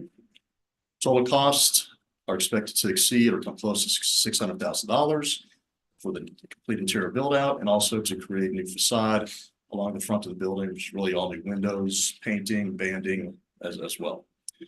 So before you are the applications that we received. The project meets all the criteria based on the applications that were provided. The applicant has told us that the project is shovel ready. They do have the permits and they're ready to get started this year, this spring actually. However, they did come to us because they were unaware of some requirements that the city put on them for additional cost, which was utility upgrades to the building. So that helped push their project budget higher than expected, which eventually led to them coming to us for assistance. That pretty much wraps up. I have photos, current existing photos in the packet and up on the dais as well for you to look at, see what the shape of the building is right now. I'll take any questions, and as the applicant is here as well to answer any questions for you guys. Total request is $100,000 in grant funds based on the two grant programs that we have. The applicant. Where is he? He's back. Come on down. Are we taking questions first then, Madam Yeah. Chair? Here we are. But he can come up so we can answer them too. No, you can stay right there with him so you can talk at the mic. Okay, any questions? I actually do have some questions. I know, Mr. Peters, that you own many parcels in the downtown district and many of them are vacant. So I'm just wondering more than anything, how you intend to use this other than what you've already said here, kind of like in terms of making sure that this will really make a difference in the city and the kind of businesses that you'll be leasing these properties to. Just wondering what the price range for these will be. What do you expect, and will it be leased out monthly, yearly? Can you provide some information about that? Yeah, sure. I'll start with the beginning of what you said. We've been operating at about 98%. Douglas Peters, talking about 704 Lake Avenue, the loft project. For the last 5 years, we're operating about at 98% occupancy, so I'm not sure what you're saying about vacancy. But I'd be happy to address it if you had particulars on it. This space has been vacant since, I believe, 1942, but don't quote me, maybe 1944. There's a discrepancy in those 2 years. There has never been electricity in there or any utilities, no bathrooms, anything. We intend on developing it into offices that will be rented monthly. Price anywhere from $795 to $995. I think that is the key. What we have figured out based on building beauty suites in the downtown. And originally we priced beauty suites at $12.95, and we reduced them to $9.95. We got a much better result for, first time entrepreneurs who want to come in, start in the beauty business. So we feel the same pricing would be good for first time office people who need an office or a business for themselves. It would be under $1,000. It'd be $995 plus tax, same as the beauty suites. And we think it'd be a great addition. Not only has it been underutilized for all the owners since 1940, in the 1940s, but the city has utilized zero from it. I could tell you from the beauty suites, the amount of permits, people eating who work there, occupational licenses, inspections. There's also revenue for the city, electric, water, sewer, garbage. The space has been utilized by the city also since the 1940s. So I think it's not only good for us, the owner, it will also be a positive for the city, especially bringing in new offices to the downtown because as Mr. Dobro said, the what's the name of the space on the center? I used to be the Hummingbird. The Hummingbird, the old Hummingbird is completely sold out.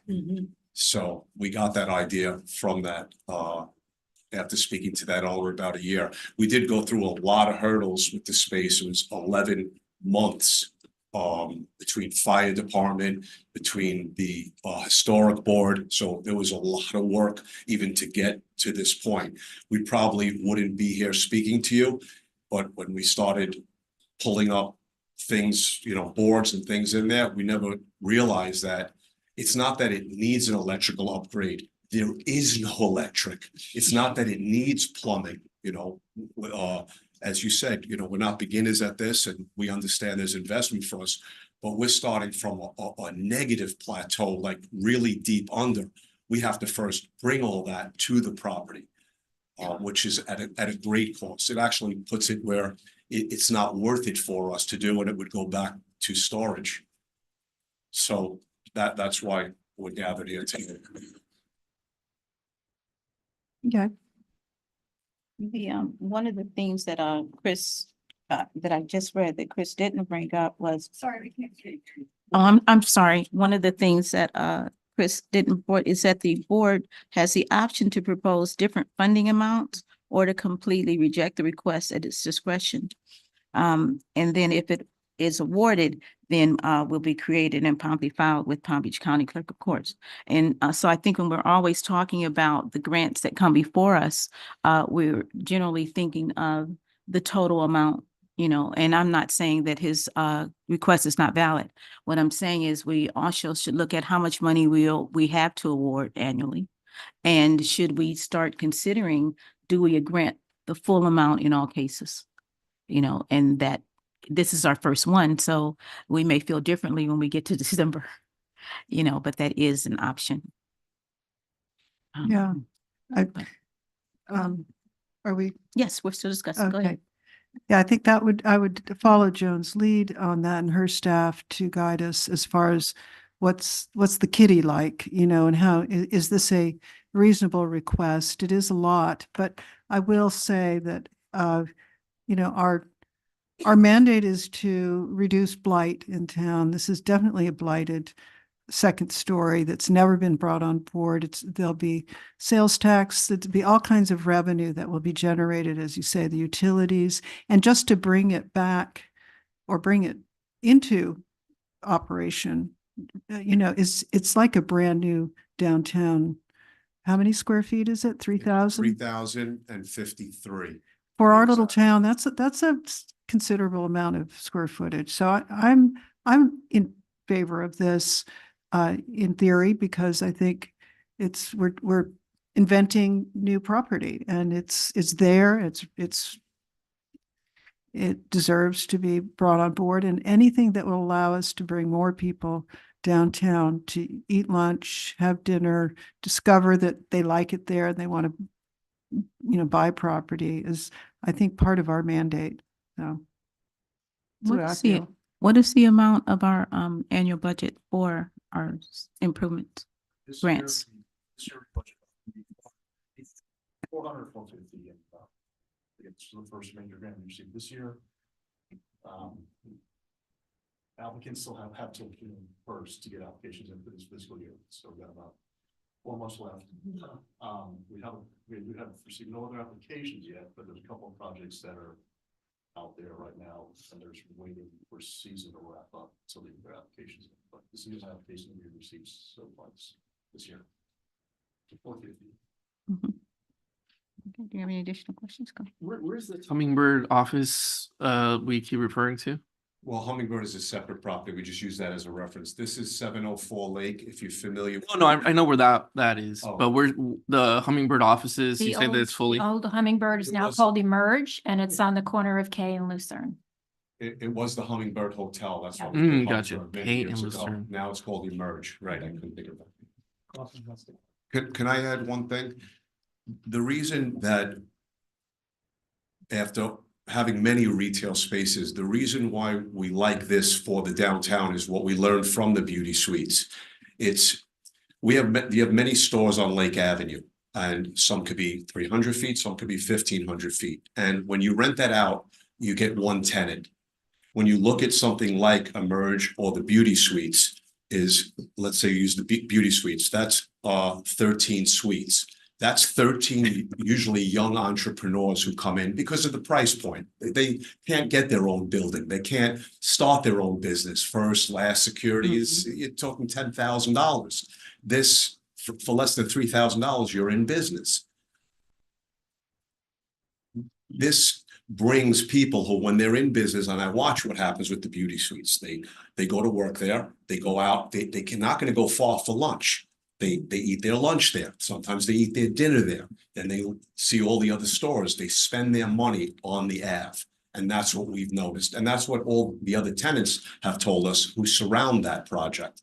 And that's why we didn't want to be specific to, let's say, more beauty suites or something specific, whereas offices, you really could open anything. You may be a lawyer, you may be a first-time lawyer, a doctor, an architect, you may just want an office. Maybe you just want to get out of the house. I don't know, but, and usually people spend a lot of time there. They have 24-hour access. They want to go clear their mind in whatever business. We have, in the beauty suites, we have someone who does massages. Sometimes she goes there she says to clear her mind and do her business on her computer and things like that. But they end up eating, drinking, and enjoying the Ave. And I think that's why when you said before about vacancies, yes, many years ago, there was a very high vacancy rate on Lake and Lucerne. But not just in our buildings, but now you just don't see it. You need to bring more and more people. And when you look at grants that you give, you want housing around there. But when you look at what you have to give to bring housing, it's way more money than giving a grant like this or something similar that's going to bring 11 people, just the proprietors there, the business owners in one space, let alone their customers who come to see them. The numbers just make sense, not only for us, the owners, but for the city. Any other questions? More of a comment. I like this project, and I always like the highest and best use, and certainly utilizing a sort of found space represents that. And I would also say that while this isn't an expensive ask, this is big in scope. I mean, a lot of our other interior improvement grants haven't been to install utilities. They've been to enhance something. So I like it. I agree. We haven't had a building, and we have buildings that we purchased in this town back from the 1920s, including a recent one. And we've just never run into something like this. I mean, there's no sewer lines. Yeah. I don't understand what I heard it was a an illegal gambling hall back in the 1940s. That's what I heard. So it kind of made sense. They didn't want any, I don't know, no electric. I don't know how they got air. Yeah. Who used the bathroom? I don't know what they utilized there, but it kind of made sense. Spittoons. Any other comments? I have a question. Daniel? 1 second. Let me Oh, get sorry, Daniel. Daniel. Question for staff. Do we know how many other businesses have like that model for offices in our downtown? I know like on J Street, used to be like a coffee shop, and now I see sometimes there used to be people that worked out of that spot right on J and Lucerne. And there's a spot next to the Peruvian restaurant, which I don't know if there are any tenants there that used to be kind of office space. Do you know like how many places are doing that type of business in downtown? Once you mentioned his spaces, there's interest in another one that's owned by also another property owner that owns many properties on Lake Lucerne that's trying to do the same thing. But existing, I don't know, that's all like office space. And then again, the prime example that we have is the Hummingbird one here. Check it out. Yeah, I just saw it. I'm usually not on that side. No. All the good drinks are on the other side. That was a building, that was a historic building, completely gutted, sat there forever, also empty, and they modernized it without really making the exterior at all. Mhm. So, other than that, can't say. I'm just concerned about investing so much money into commercial office space, especially when you're thinking about the macroeconomics behind commercial office spaces right now. I don't see in my personal experience going to downtown. I've seen some spots that were operating as offices, kind of have people for a while and then they go away. I just don't know if the demand is there yet, and I don't really think we should be investing in this type of business right now. Donna? Mr. Peters, I just had one more question. What's the occupancy rate for Beauty Suites and the Hummingbird right now? The beauty suites have, we don't use the number 13, so there's 13 suites, but it runs 1 through 12, then 14. We found that no one wanted number 13. So right now we're at 8 occupied. So 8 out of 12 or? 8 out of 13. 8 out of 13, even though it's okay. Number 14. Okay, don't use the number 13, okay. I would just like to. And how about for Hummingbird? Oh, that's this. Oh, that's not, okay. That's us, yeah. What I would say is the reason why we went for office suites is because speaking in great detail to the man who developed the Hummingbird, and he's been 100% sold out with a waiting list for, last time I spoke to him, there's a 6-month waiting list. So just to answer Mr. Morgan's statements. We would also be going in pocket for $500,000 ourselves, so, We've done our research. We're not doing this because of getting 100,000. Again, we wouldn't be gathered here if we went up there and pulled the boards off, and at least there were pipes there. At least if there was electric there, at least if there was something there, we wouldn't be here. Anyone else have any additional questions? Okay, we have a motion before us. No, I don't think we had a motion. Need a Yeah. motion? No. Oh, I'm sorry. It's very hard to hear you, I'm sorry. Okay, would someone like to make a motion on the grant? Is this two motions? Mm-hmm. Yeah, Well, they're two separate grant programs, so I would say yes. I'm sorry, was that a yes on the? Yes, Okay. yes. Two. All right, so I will move to award funding in an amount not to exceed $50,000. Should I say a specific amount? No, that's fine. Okay. Yes. Not to exceed $50,000 in reimbursable matching funds from the commercial facade grant program. I'll second it. All those in favor? Comment? You Public comment. didn't ask for public comment. I didn't get you. Any public comment? And I have a list. Andy Amoroso, 101 Southeast Coast. I just wanted to make a couple comments. I hear from people daily. And 3 people this week came in looking for small office space. Beauty suites are a little bit different because they are beauty suites. If you're not in that business, you're not going to take a beauty suite. But I get people looking for regular office space, realtors that may work out of a full office. They want to be in a different area, massage therapists. So many different people looking for, and hit it on the head, job creation, people eating, shopping in the downtown corridor. So thank you. Do we have any additional public comment?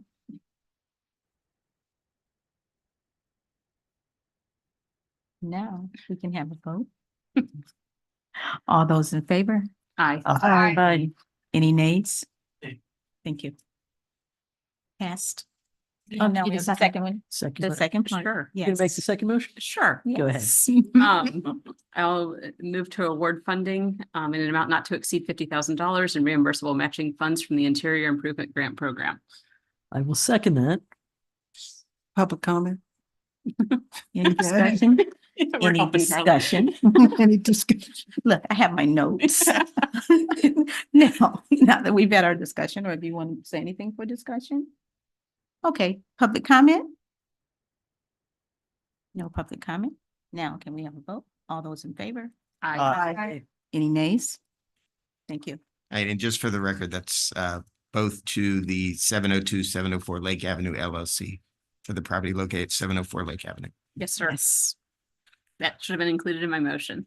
Yes. Thank you. Thank you very much. Mhm. Yeah. We're on to AAA flag and banner illumination. It's the next part of our action agenda. Now for the fun stuff. Mhm. A few months ago, we tried to bring this item before you, but unfortunately we ran into some serious technical difficulties. So tonight we have Project Mapping 2.0. And it's just an idea for an event that we want to bring to you. I have Brianna on the line. Thanks for sticking through. It's kind of an idea to illuminate a building. We could build an event around it. It is a little costly, but we would like to see if you like the idea after we watch this little video. And if we do, maybe move forward with trying to find a title sponsor for the event or other ways to kind of underwrite the cost. And obviously we would bring it back to you again once we have a contract in place. So if you have, I'm gonna turn it over to Brianna. She can give a little summary of it. And if you have any technical questions, please feel free to ask her, not me. Awesome. Well, thanks for the introduction. I hope I'm not echoing through the room this time. I especially apologize. I have a bit of a rough voice. I'm getting over a cold. So it's a good thing I'm over Zoom and not in the room with you guys. Emily, I super appreciate you kind of introing this as the fun stuff, because that's truly what it is. I'm in the business of creating wow moments. Just to kind of introduce myself really briefly, my name is Brianna Clapp, and I'm an account executive with A3 Visual. We used to be called AAA Flag and Banner and rebranded about 3 years ago. We are known in your community for doing the large format printing, pole banners, and things like that. And 3 years ago, we acquired the immersive division of our company. And that's what I'm here to talk to you about today. So I'm going to also reference something Renee introduced about a marriage. So in marriage terms, Emily and I have been dating and getting to know each other for about 6 to 7 months. And I guess now we can consider this as you, the board, being her parents. I'm here to meet you guys and hopefully get your stamp of approval. So let me go ahead and share my screen. And I apologize, I'm also on one screen for the day, so you guys all know that brings its own unique challenges. Let's see. Okay, gonna share that and then go ahead and share this. Can you guys see my screen now? Yes. Yes. Okay, perfect. So what I'm going to start off with is a really fun video showing our work with Let's Glow 2023, which is a 10-day light art festival that we host in the city of San Francisco. We work with the downtown partnership there, as well as in a few other cities like Napa. I'm currently working with the city of San Diego, which is where I actually reside. And this in Lake Worth would be a first mover advantage in Florida. So I'm really excited to speak with you guys today, also because the Lula Arts program that you guys have, all 5 priorities that you align with are completely in line with what we do on the projection mapping front. So let me allow the visuals to speak for themselves, and I'm going to go ahead and play this video. So let's go, let me put that on mute. So Let's Glow is the initial reason that Emily and I have started talking. We at A3 are one of the premier projection mapping partners in the United States, and we are very well known for our work with cities and partnerships, downtown partnerships, like I mentioned.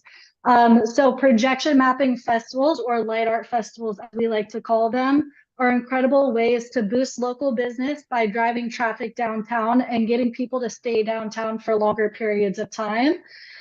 And it's also a wonderful way to promote arts and culture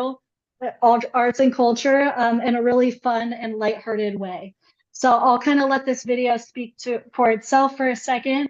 And then after this, I'll kind of give you a brief introduction as to what projection mapping is exactly, what a festival of light art is, why a festival of light, and what the ROIs we experienced in San Francisco with Let's Glow 2023. So we've been running this for 3 years with the city. We are in contract for 3 more years. And the ROIs that I will share with you in a little bit will make it really obvious why the city runs with this type of thing. And then after that, I'll show you how we scaled it down to meet your city's needs.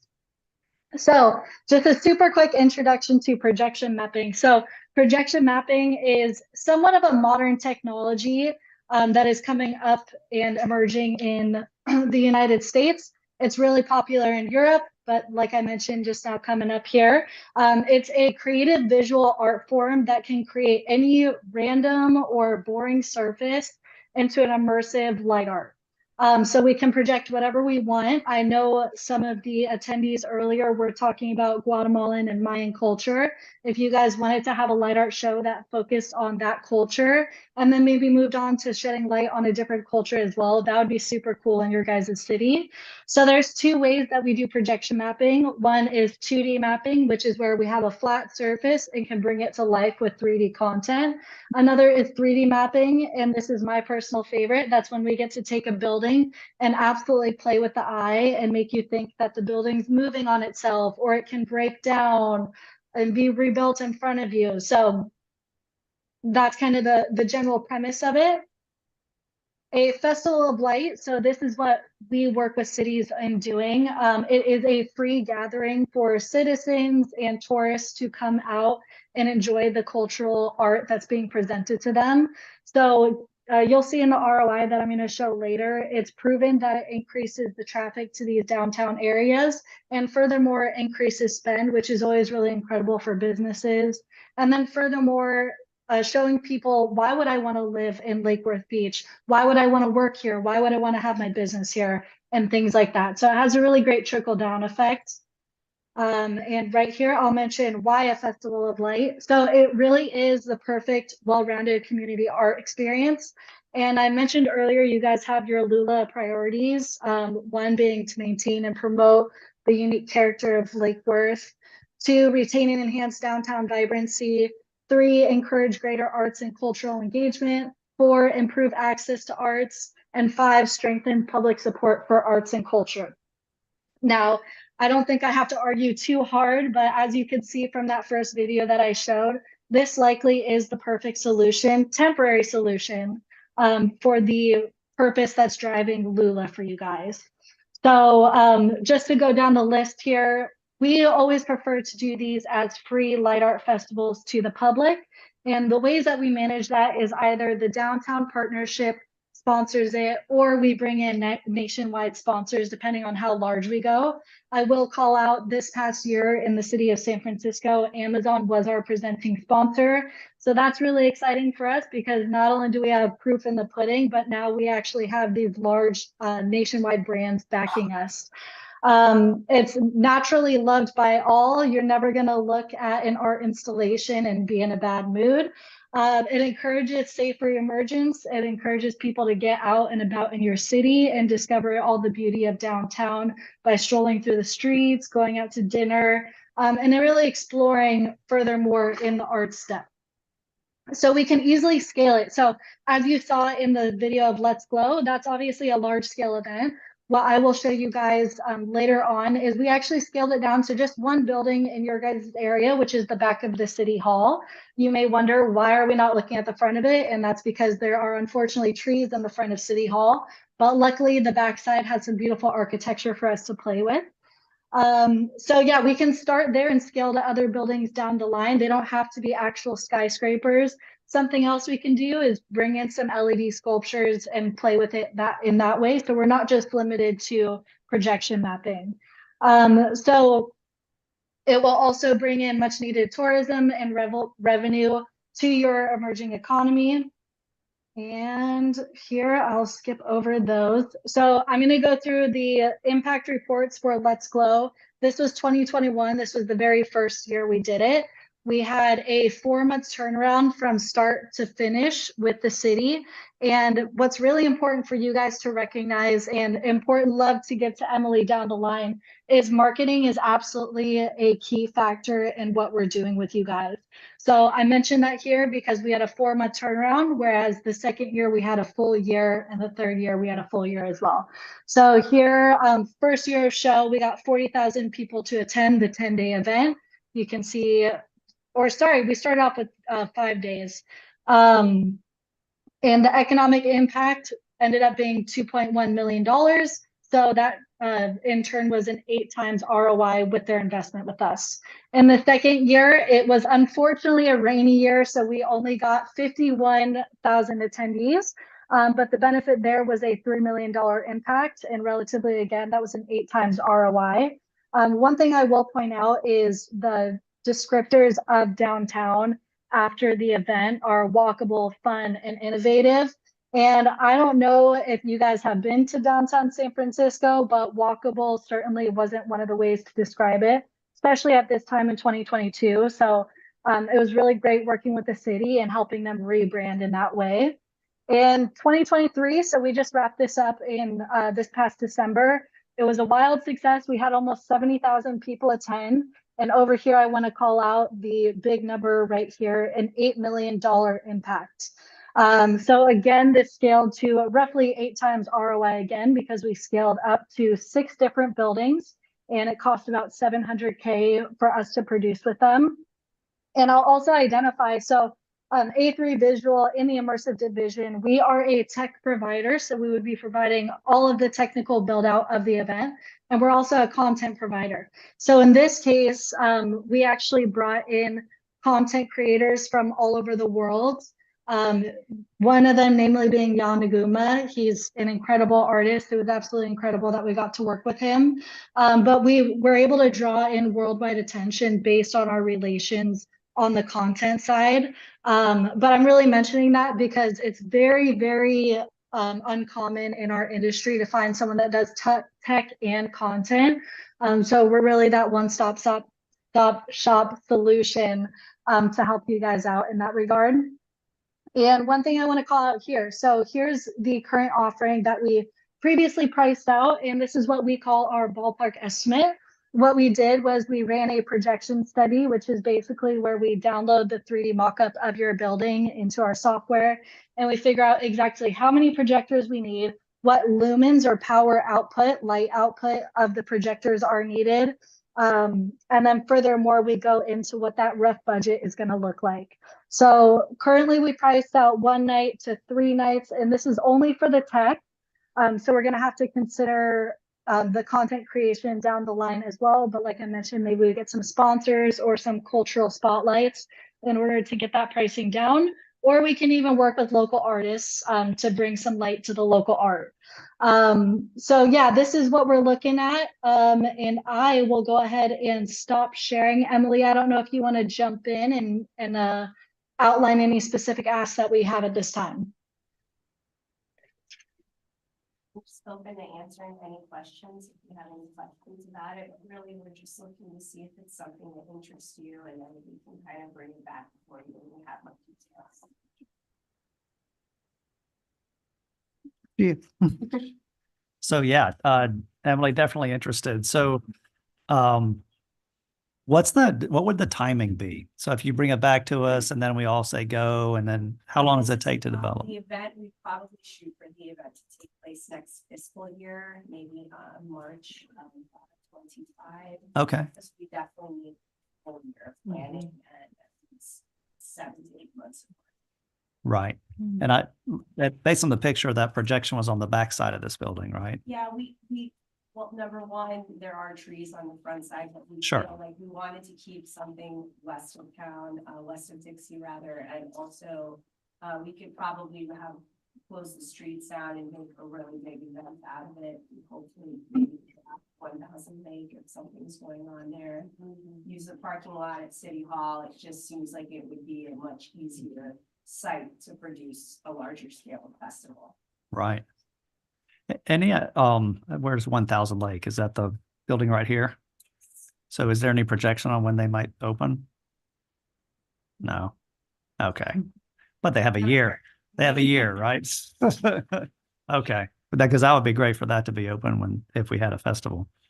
Do you have any sense of what sort of funding you'd be looking to us for? Has that been broached? The budget is attached. At this point, we're still not sure. We'd be actively looking for sponsors first, and then we'd be able to figure out what the CRA would need to contribute and what obviously we will need to contribute. But if we can do it all through sponsorships, donations, and grant funding, we definitely prefer to go that route. Sure. Okay. So to just narrow it down a little bit, I think we were looking to do something $50,000 or less for our first year. I attended a meeting last night with the Cultural Council, and I don't know if many of our constituents are aware, but the mural that is on the back of the building of Martin Luther King as he's speaking before the masses has deteriorated to the point where this mural has to be replaced. And so it is going to be a virtual, not a whiteboard, but it's going to be a clear board for some months. And even after they put something there, it's going to take a while for it to be formed and have artists to do it. And they're looking maybe sometime this summer. But there may be an opportunity for you to partner with the Cultural Council, to see if we could make this happen and get some sponsors from the downtown merchants, because they have a large lot behind that building that people would be able to sit. And even if we bought in vendors, if we just did maybe one night just to say, and I know that they're kind of planning an event to say farewell to Martin Luther King, that people could come and take a picture, with the mural and all of that. And so maybe that would be something that we could do. I think that this is certainly worth us pursuing and certainly giving you the go-ahead to try and do this because we're always looking for new things to bring people to downtown. So I certainly think it would be a good idea. Do you have any other comments? I'm surprised we didn't see a video of it actually going on, you know what I mean? Because she's talking about large cities, San Diego, San Francisco, you know what I mean? And I just don't know how, I haven't seen a light show. I don't know what they look like, you know what I mean? I don't know if it's worth spending that money. We haven't seen not even a YouTube video of It it. played at the beginning. It did, yeah, but it was like a 5-second clip of this, 5-second clip of that. Like, what's the whole show? Can we see a version of the whole show? You can, probably not here. No, but I mean, there must be a but we can- recording of it. But we can send you videos if you like. Yeah. Yeah, and what I would love to recommend to you guys as well, and I'll also clarify, City of San Diego, we're in talks of doing a show in November. So the main cities to focus on that we already have accomplished in our City of San Diego and Napa Valley Lighted Festival. And what I would urge you guys to do is to do your own individual research, searching the news posts and coverage that it did get. All the PR, especially out of this last year, was absolutely incredible. We were in the New York Times. So yeah, give it a little search and independent research if you don't mind, because that'll really help develop your opinion based on what you see online without me telling you. I can kind of see leveraging this into a really big event, with food and, music and things like that could really be an opportunity to bring that side of Lake Worth into, what we do and to recognize the importance. So I see it as a really unique, fun, it fits in our mission, fits into Lake Worth being an arts destination. I know it seems kind of frivolous, like you spend a lot of money, on light and then it's gone. And I get that, but I'd be interested to see how you use your metrics for what it brought. I think that's something we would be looking at if we were going to be investing in it, because, we need to justify our expenditures in that way. But, if we can carefully look at those, the return on investment, I think I would certainly think it'd be a great fun thing to do. So. Absolutely. And I can send over those impact reports for you guys to view on your own time as well. And then furthermore, we have options that we can explore. So currently we're looking at the 2 to 4 day festival. If it comes out where down the line you guys think a permanent activation is more bang for your buck, we could permanently activate that MLK area that you guys mentioned where the mural was going, where maybe during the day it is a beautiful mural that sends an impactful message. And then at night we project over it and have it turn into like a really cool scene that then tells a story instead of you looking at a static image. So we have options to explore down the line. I do love the idea of a light art festival and having a 2 to 4 day event that boosts the local economy. So ultimately, I'm here to be a tool for you guys in whatever way projection mapping can benefit you. So I'll just call that out. And I understand there's a 50K rough limit. So we're going to try and work within those means for the 2 to 4 day event. And Jane, to be clear, you're just asking for us to allow staff to move forward with this idea, and then you will come back to us when you have something that is more formed, correct? Correct. So similar to when, we started Day of the Dead. We've been running that event now for 7 years. It is 100% donations and grants. So we would certainly try to do that as much as we could with this as well. It might not work the first year, but we can certainly try. But we just wanted to make sure that the board saw this as a possibility of something that they would like us to pursue. Personally, I really like the idea of doing it on the west side and trying to rope in local artists, especially from the community. I thought that would be really fantastic. And so were you looking for a motion from us to allow staff to do it or? Yes, can we if you just- would, please. Yes. Okay. I was just gonna say, if I may, Yes, go. I like this idea. Selfishly, I love a festival. And I think one of the best nights in town is street painting eve, right? The Friday night before street painting, everybody's out there having a good time. So the idea of this being sort of an evening event that would directly benefit the citizens of the town, I think really establishes its value to us. And being on the west side, as Joan said, I think, Day of the Dead has had a phenomenal reception. And it's nice to see town sort of bridge into more cohesion.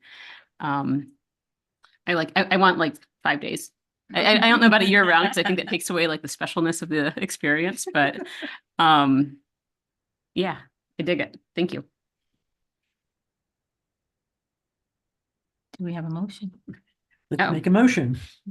Ready? So making a motion for staff recommending the board to review the included exhibits and after the presentation, consider allowing staff to move forward, producing an event in 2024. I think you were saying, Emily, March of 2025, but 2024 and 2025, staff will return to the board to request needed funding before any contracts are signed.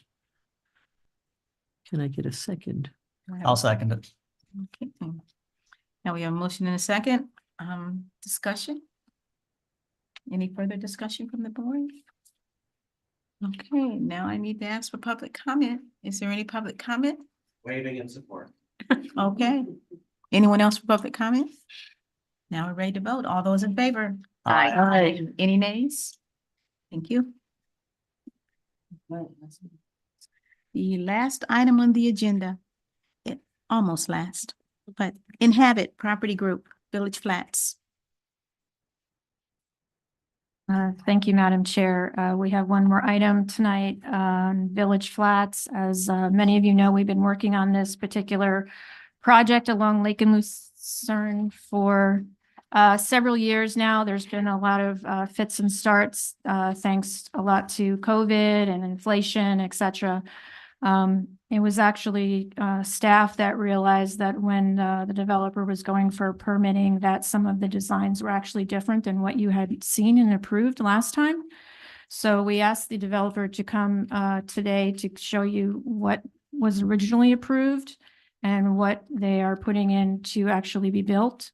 When I first looked at it, I didn't really see that many changes, but quite honestly, over the weekend, when I took a little bit more time to really review it, I think without landscaping, I'm not really sure we're going to get the effect that we had really originally planned for, but I will leave that up to the board to decide. Tim Carey is here to do a presentation to show you how those designs have changed. No, I didn't get. We didn't get it. No.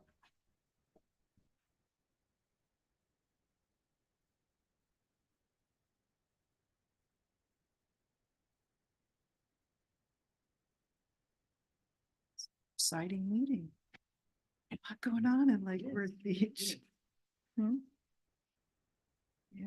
Apologies, it was sent late, so we don't have it ready, but we'll get it. I hope.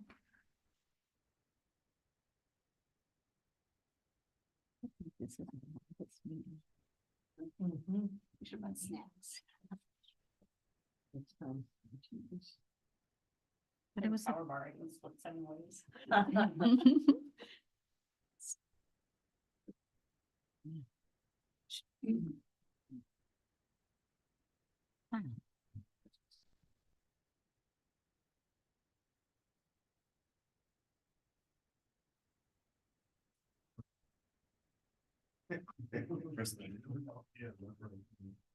Okay, so I'm back again. We spoke last time in December, and last time when we spoke in December, we discussed 3 primary things that were changing the project.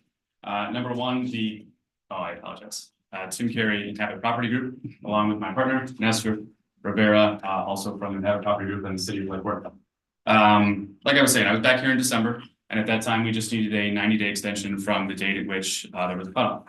At that time, we went through a couple slides, and the slides laid out that labor costs exploded material costs had exploded, financing had exploded, and in addition, insurance had also exploded. So with that in mind, I think Drew, you actually asked me a direct question. If all these things are happening, you were very, very clear and you said, if these things are happening, how in the world are you getting this project done? And I looked directly at you. I think I even checked out the video and I said, we're value engineering the hell out of this project. Now, up and down the coast, you're seeing this all over the place. The rumor, and I don't know if it's a rumor or not, but the word on the street is that Stephen Ross, who owns Related and the Miami Dolphins, he's building towers up in West Palm Beach, but he's running into cost issues as well. So what he's doing is he's flying down labor from New York. I don't have those means, but what I do have is the ability to work as hard as hell with Nestor to try and change a few things, predominantly all of which has to do with the roof. Everything else you see is the exact same. The unit size is the same. The finishes are the exact same. The appliances, everything you name it, the dimensions of the room, all the exact same. So let's get into this. What are the questions we're going to ask? What were the specific architectural changes, some of which I just mentioned? Why did they happen? Some of which I just mentioned. How can we be sure this is still a great project? I'll get into that. How is this the best fit for the community? I think I've been pretty transparent the entire time. There's plenty of people who have been champions of this project. Some of them are actually still here in the room tonight. And they're still here with us, and we're still here with you guys. We appreciate the time you provided us with the extension. We do not need an extension. I'll also provide an update tonight. There's no more extensions. We are rocking and rolling at this point. So this is what the buildings originally looked like. And what you need to draw your eye to are the parapets or the triangular shapes at the top of each building. Now, as you're looking at those, anyone with a decent architectural eye, or if you're an actual architect, would see that they are pretty high. When we went and met with our architect, we said, these are really, really high. Are we sure we can build these, or are they going to be too expensive? At the time, our architect was honest with us. He said, I can value engineer this, I can do it. That was before the 4 factors that I mentioned back in December and that I'm now reiterating tonight. Since that time, he has come and said, it's not possible. We went to several different GCs. They all said, it's not happening, guys. Now, I also want to just go through real quick, and I had to actually go over and review my geometry because, quite honestly, I did well in geometry. It was about the only mathematical subject I did well in, but I needed to review a few things. So let's do a quick geometry review. Basic triangle, you got rise, span, slope. The slope generally is what we're talking about here is with roof pitch. The most important thing I want you to look at down here are all the different roof pitches you can see. Now, your average house in Florida, usually a 4x12 or a 5x12. That would make sense. Now, when we talk about 4x12 pitch and 5x12, we're talking about anything from your small Lake Worth cottages to your $10 million luxury homes in Delray. And we're going to get into that. They're all building 4 or 5x12 for a reason, especially these days. Now, draw your eye down at the bottom of the page. The pictures you just saw had 16x12 pitch. Now, these roof designs right here will confirm that. And I'm just going to, is it okay if I just get on the dais? Does anyone mind? Because the writing's a little small. Aren't you small? Just so we're all clear, it was 16x12 here. Tim, can you get the mic? Oh. Take the mic with you. Sorry, yeah, great idea. So we've got a 16x12 pitch here, 9x12, but let's be really clear about 2 things here. This is just the front building. You'll notice the back building, it's the same thing. So we are running into multiple problems on every single thing.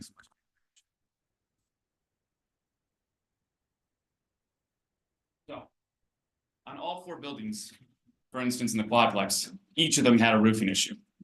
But the roofing issue wasn't just limited to the height.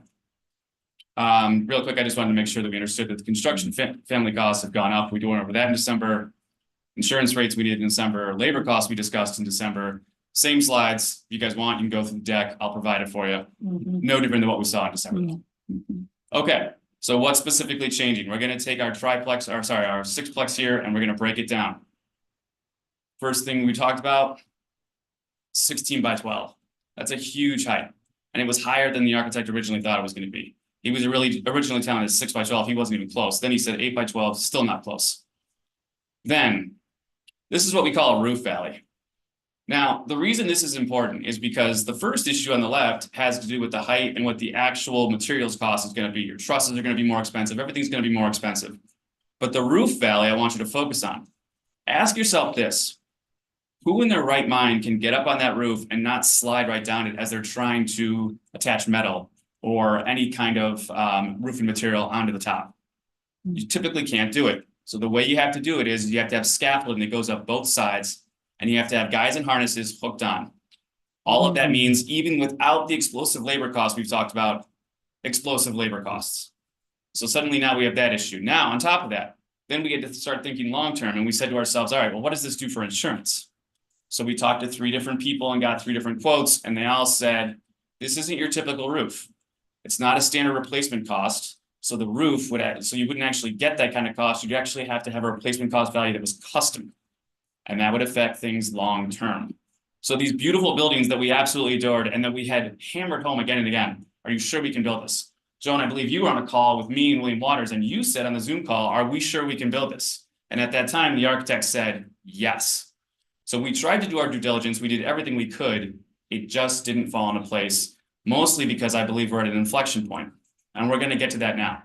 What is the inflection point we're at?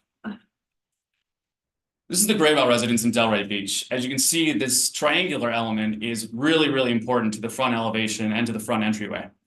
It's an 8 by 12 front roof entry and then a 5 by 12 everywhere else. This house would roughly sell for somewhere between $3 to $4 million. And even they're not doing 16 by 12 or anything close to it because they can't afford it. So when they built this house, they tried to get something stunning that hits you right in the face. But even they said, we got to draw it down. We can't do something crazy. Now let's take it something that's more expensive. And if you notice what you're seeing here with the Graybell residence, metal roof, 5 by 12, it's exactly what you're seeing with the updated renderings. We're not doing anything different than what luxury houses are doing.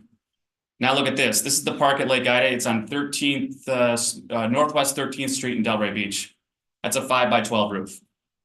That's a house that's going to sell at a roughly $1,308 per square foot. Everyone's doing more or less the same thing because at this point, you've got to find a way to build these houses, no matter what end of the spectrum are on. You've got to find a way to build efficiently in certain areas. Because even on a house like this, where you could just cut to the chase. I think we get your argument. I understand you've spent a lot of time trying to, but we would like to. She wants to hear it, you don't. Oh, okay, all right. Okay. I'm sorry, Carla. That's okay. Carla, just, I feel like we're getting a sales pitch here, so I'm not. There's no pitch, it's just an update. I'm not pitching anything. Okay, except for a roof I pitch. apologize, Carla, what would you like me to do? I'd like to hear, to understand, and I do understand the difference between the 5 by 12 and, but go ahead. We'll give you a little more latitude, please. It's almost done. Okay. It's I okay. apologize, I didn't mean to take too much time. My bad. Okay, so the revised roof renderings, as we can see, like I said, units are all the same. We're trying to do roughly the same elevations. The unit sizes are all the same. And we're very, very strong about keeping the same unit sizes. There's no change whatsoever. I do think on the bottom, they didn't finish the rendering, so there needs to be a bit more gingerbread like you see on the top. But what we're noticing is that it's absolutely perfect for multi-generational families. And I know that because I've got a case study. I've mentioned the case study several times to you guys, and it works. The reason why I know it works is this is the property we've had. I've mentioned it several times to you guys. On the left, you see the property when we first got it. It was dilapidated. The tenants that you had in there were drug dealers, junkies, the domestic abuse victims. It was not the best place. But over the past few years, Nestor and I have turned it around. We've added metal roof, impact windows. What we're seeing now are exactly what I've told you year after year. Families with multi-generational families, all living in large units, all looking for large units, all looking to stay together in one spot. They're not seeing in the market the number of square footage that we're providing either here at Gulfstream or that we'd see at Village Flats. This just shows some of the common areas we've cleaned up, which I didn't have dilapidated pictures from the past of those common areas, but you can see the rest. This is the update. Phase 1, we just got comments back yesterday. We believe we'll have those turned around. The comments were minimal, maybe 8 comments total.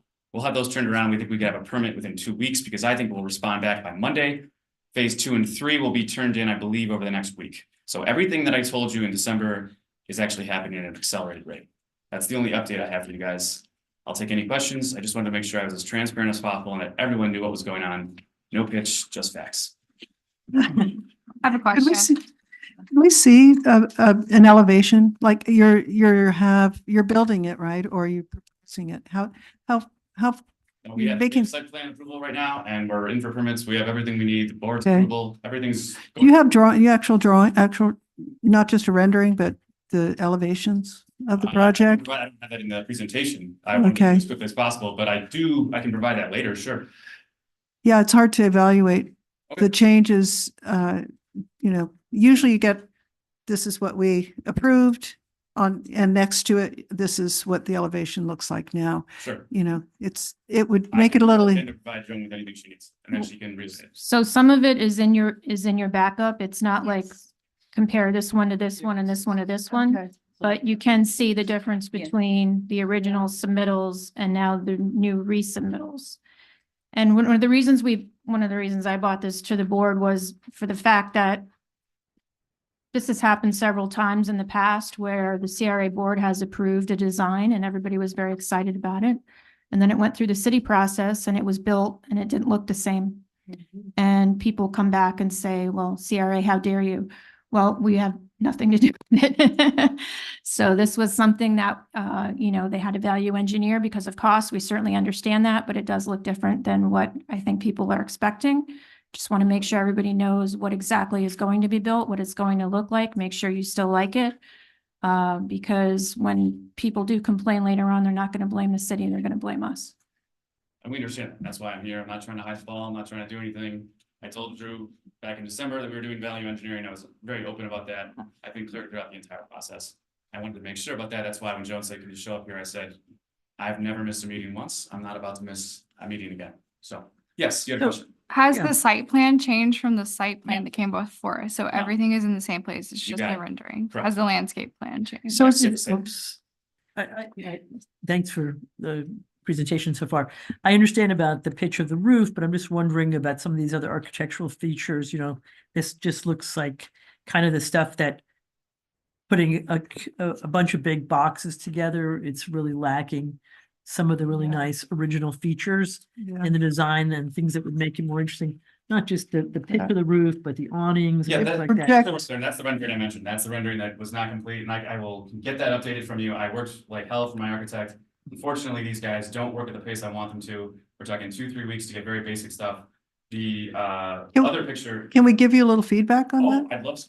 Okay. I actually kind of.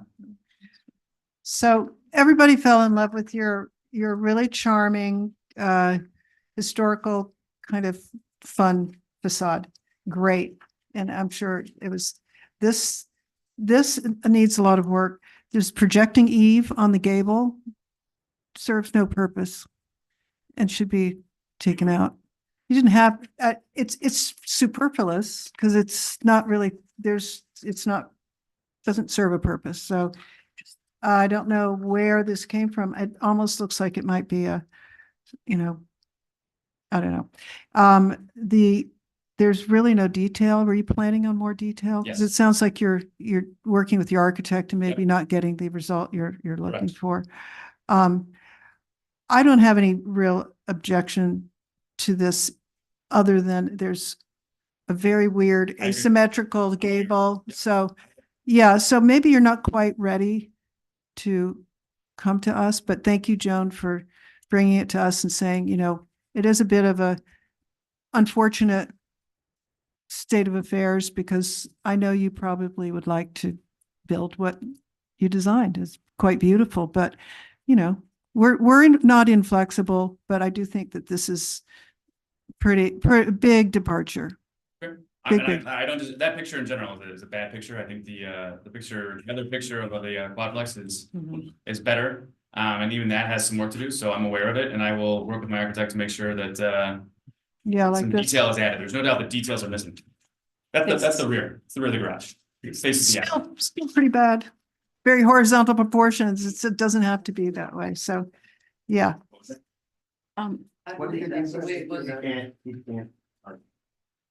You can't get a record.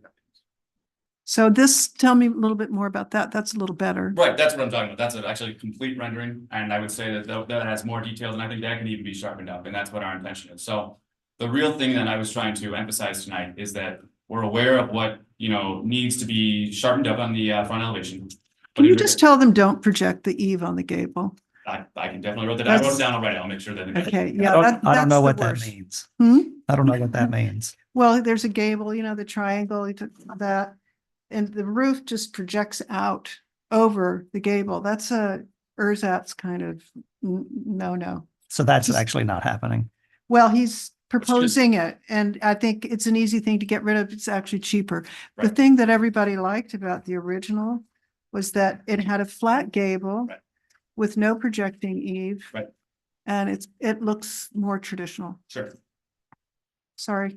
No, it's okay. I appreciate your feedback. That's why I'm here. Anyone else? So what does it do for your timing? I mean, what are we talking Nothing. about here? No.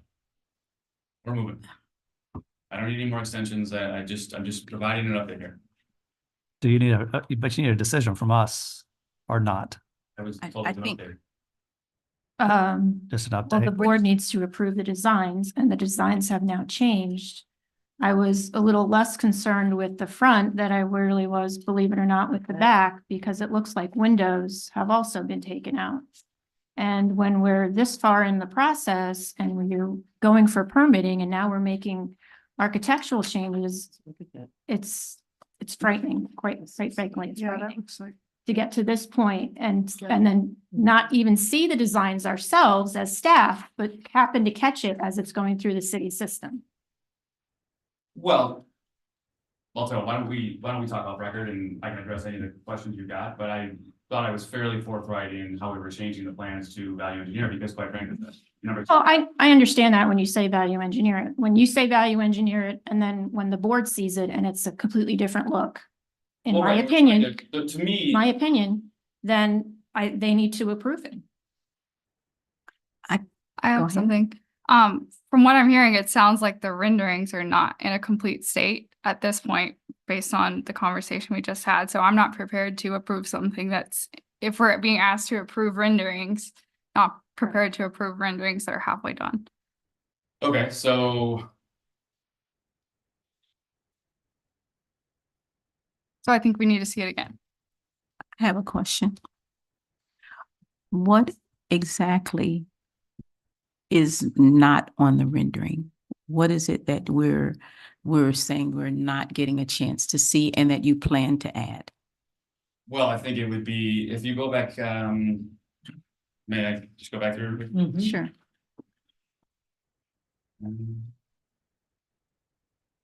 So if you look at the top photo, I think we all agree, or at least many of us agree, that it looks better. I still think there's some glazing that could be added. So whether it's a window expansion or just small details that are changed, that can be changed fairly easily. I'm already working with the architects on that now because they've seen the comments that I received yesterday from the city. In terms of the small details that were taken out, there was things like light fixtures and a few other things that can be added back from the original plans. If you look at the bottom picture, it's a fair point that it's less complete than the top. So, but in terms of the process, to what Joan alluded to, it's already moving that way. So, in regards to what Drew asked, we are moving as quickly as we can right now, and I really feel like we're weeks away from a permit, quite frankly.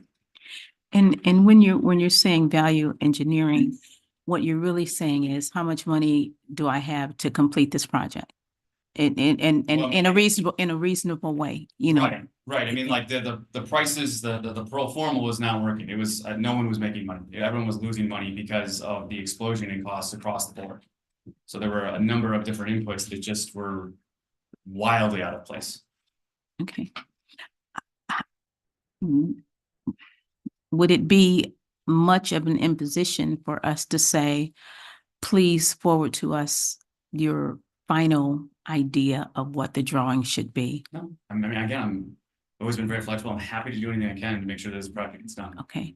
I am more concerned about that he's keeping the square footage, that he's keeping it generational housing, that he's doing all of the main points. And I know that a roof is more important to an architect than it is to somebody who lives there and be able to afford the rent. You know, so it is a definite change. The board is asking, can we see a more complete picture before we vote? I think that that's a realistic ask. I just don't know how long and what that would do to your project delays. And get an answer to Joan by tomorrow or the day after. I'm gonna have to from the architects to make it very clear, like, you know, you guys have had time. I haven't seen what I need to see and I want to see it. Okay. Does that make sense, everyone? Jane, you have a Yeah, I recommendation? think if I could just, so I don't know whether we have to wait for the next board meeting, because I imagine that gets challenging for the Right, we're developer. gonna have to have a special meeting. Okay. Which is I'm fine with. I think some of the things, just to give you some guidance, some of the things I'm looking for is not the roof pitch or anything like that. It's kind of like what Ann was talking about, some of the special characteristics that make it look a little unique. Some of it's a little bit too square-y, right? It's just a bunch of squares. And so and some of the original architecture design had some curves in it, some things that made it a little bit unique. I don't know if that's an expensive things to add back in, but that one of the things that your company impressed me. So every step of the way, I was so impressed with your engagement with the community and how you brought them along and that kind of stuff. I was thinking about hearing from them if they still like what's going on. But that it feels like they bought off on it. I don't know. I'm not them. But I think it's probably just the uniqueness and the character of it. And I don't know that has a lot of character. And so maybe that's just details that you're trying to put back in to bring some character back into it. And I don't know how much that costs in housing world, right? I'm so totally sympathetic with the pitch of the roof, right? And can we That's just not- also look at the design a little bit? That if you brought your roof down, the top of the door, say it's 6'8", there's a whole lot of roof up there, and I'm not sure what's going on up there, but it seems to me it would be much more charming if you had a lower ceiling in there and you could actually bring the whole roof down. That would be cheaper. So I think it would look better and it would look more traditional. Your double door is way over on the edge. If you give it a little more meat on the right-hand side, it would look more traditional. So these are all just pretty standard, traditional building techniques that it's a cheaper way actually of constructing and cost-wise. So I don't think it's an unreasonable look. It just needs a little push here and there. And I'd be happy to give you some advice if you wanted to call me personally. I think Come over to my office. We could help you out. I think if you added some more landscaping, when we're looking at it, we're looking at it and we're saying you have so much landscaping at the top and you have a lot less at the bottom, and that kind of colors our view. It's not that you're changing a great deal. I'm not concerned about the roof pitch height. That is not my concern at all. And I understand why you did it and I agree with it. If that is our comments, someone from the public is here, and can we ask her to please come up?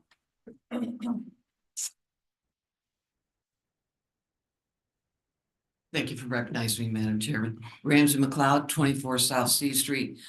At the time this project was presented to the Royal Point Sienna Neighborhood Association as well as the Tropical Ridge Neighborhood Association, we were enthusiastic. We were very much welcoming his ideas. The reason for the overwhelming support, the Royal Point Sienna neighborhood is located south of Lake Avenue and west of the railroad tracks. So we are in the dominant area of the migrant community. And we were not finding a single developer coming to this city looking at providing affordable housing. You're just wrapping up the Bohemian was almost done, and our whole population felt like, okay, here's a squeeze play. Are we gonna all end up out in Belle Glade? We found no developer willing to come in except Nestor and Tim to interact with the community residents and say, well, we have this idea. And they did their homework out west. They had already bought townhouses that were running amok and renovated them and put the labor and the investment into that. It was their business model as a formulation. They tried it. We hit with the pandemic. It worked through the pandemic. They didn't lose a renter. Their rent was always paid on time. A lot of the arguments and examples they brought to us fit the mold of our community. We wanted generational housing. What really appealed to a lot of us was the fact that you could have a 3-story building, you could have a garage in the back, you had a little yard in between, And you also could have a two-story building with a garage and an apartment above it, which for us, a lot of us was like, okay, you're gonna have the family in the house and the student that can go to the college down the road, he's got his own place. They could have their own storage. Someone downtown could work, they could sublet over the garage. So we saw a lot of whistles and bells, but we saw a lot of checks and boxes that were needed that the other developers pitching to the city weren't even considering. And the height of the buildings fits the facade and the neighborhood. It's not a bohemian right down on Lake, in between Lake and Lucerne there. So it checked all the boxes. Have they run into a hailstorm of issues and financial struggles? Lord, he's told you the list, okay? I want to tell you, there's not a single resident that has changed their commitment to this project. There's not a single resident who says this isn't going to happen. We want these developers, we want this specific project to be part of the neighborhood right there. It's the only development for consideration west of the railroad tracks, specifically addressing housing that's humane. I live in the slumlord heaven, and I'm sick of it. You talk about ADUs that you did earlier. I don't want to tell you how many people are living in ADU in the house next to me behind that property. It's inhumane. These gentlemen are bringing 21st century housing into our little migrant community. It's been a struggle. We've had a little frustration. Like, I bug them all the time.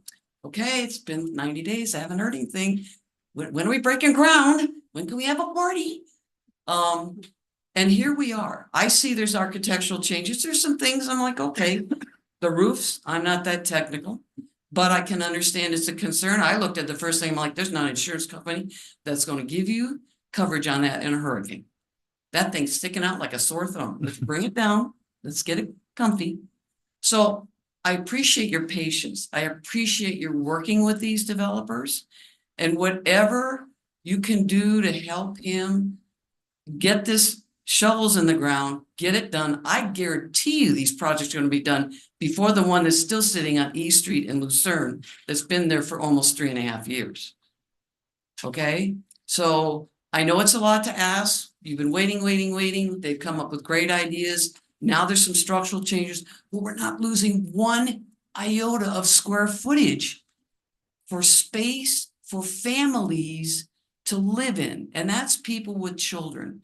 And the backsides aren't fancy because that's where the driveways are going to be. And they're installing their own driveways. They'll have to create their own alleyway between the properties on Lake and Lucerne, which doesn't exist right now, but they're putting all that into it. So they've taken the whole concept of both sides of the street and incorporated everything that brings traffic off of the street into the exact properties. We don't have a lot of street parking on Lake and Lucerne. So these guys have, like I said, checked every box with their ideas. They've been just dogged in trying to get this project to you. And I'm just politely requesting, I don't beg. I do have some standards. I think we like the give us some project. more time. We're still behind them 100%. And I would appreciate you giving that consideration. And I'd like to see the new drawings as well. So thank you so much for your help. Can I make where are we in our discussion? Are we at public comments? Yes, I think that we heard from everyone up here who had a comment, some people twice. So, anyone else for public comment on this issue? Okay, so, are we going to change our motion to say that can we change our motion to say we'd like to see the drawings? How does this work? Go ahead. Go ahead. No, I was just, if you want to table this and direct staff to schedule a special meeting upon receipt of the updated renderings, that would be an appropriate motion. Unless there's a motion of some other kind. Sounds like a reasonable. Would anyone like to change the motion? You didn't have a motion to be. Okay, then make the motion for the change. Are we making a motion or are we just tabling the motion? It'd be a motion to table this item until receipt of the revised renderings and directing a special meeting upon receipt of those renderings. What he said. All right, so. So you have a motion by Commissioner Fairfax. There you go. I'll second it. All those in favor? Aye. Aye. Thank you. I'll be back in touch. All right. Thank you too. Okay. All right. My agenda, I've moved everything so much.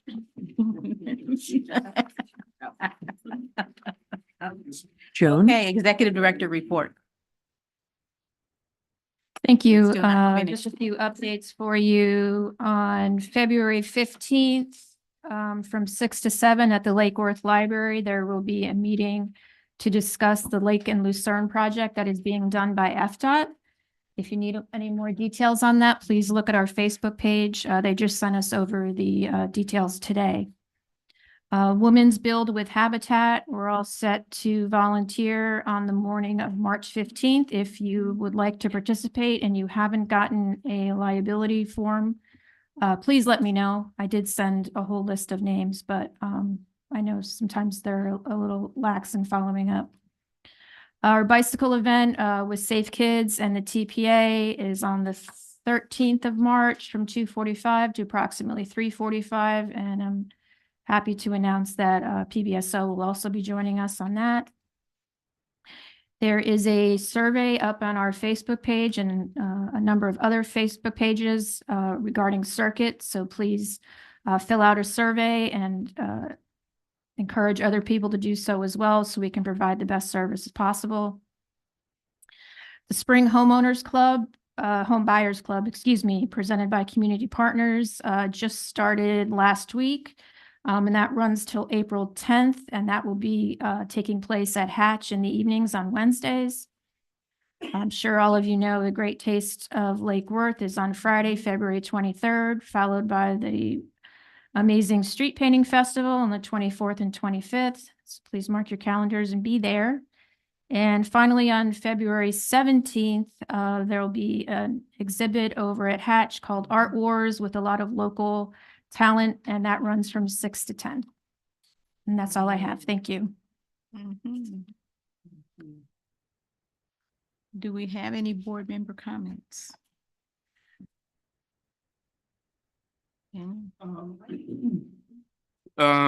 The circuit survey, I filled it out, but you know, surprised not to see like a Spanish option They are.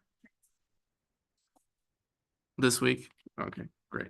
And also, I don't know, when we make the post on Facebook, it should also be in Spanish, right? The announcement when it comes out, the Spanish survey version. So you said by next week we should have it? Okay, cool.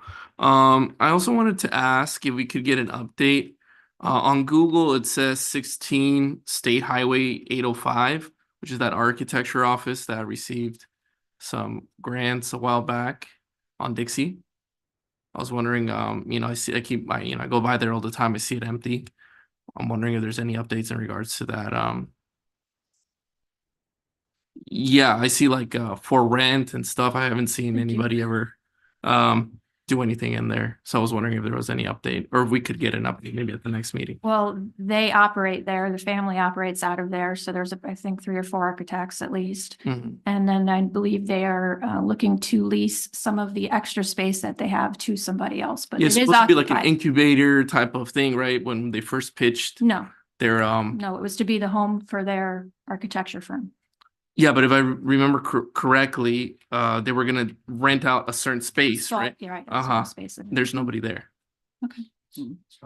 It's coming? It's in the pipeline. Again, it's going through the city process. Yeah. Right. It's gonna be so it's a medical OBG plan. Giving approvals to the city, right? That's the front. Mm-hmm. And they're already operating in the building, their architecture firm. Cool. Front is empty, it's good, but they're going to the city. Okay. Thanks, Chris. Any other board comments? Can I get it moved?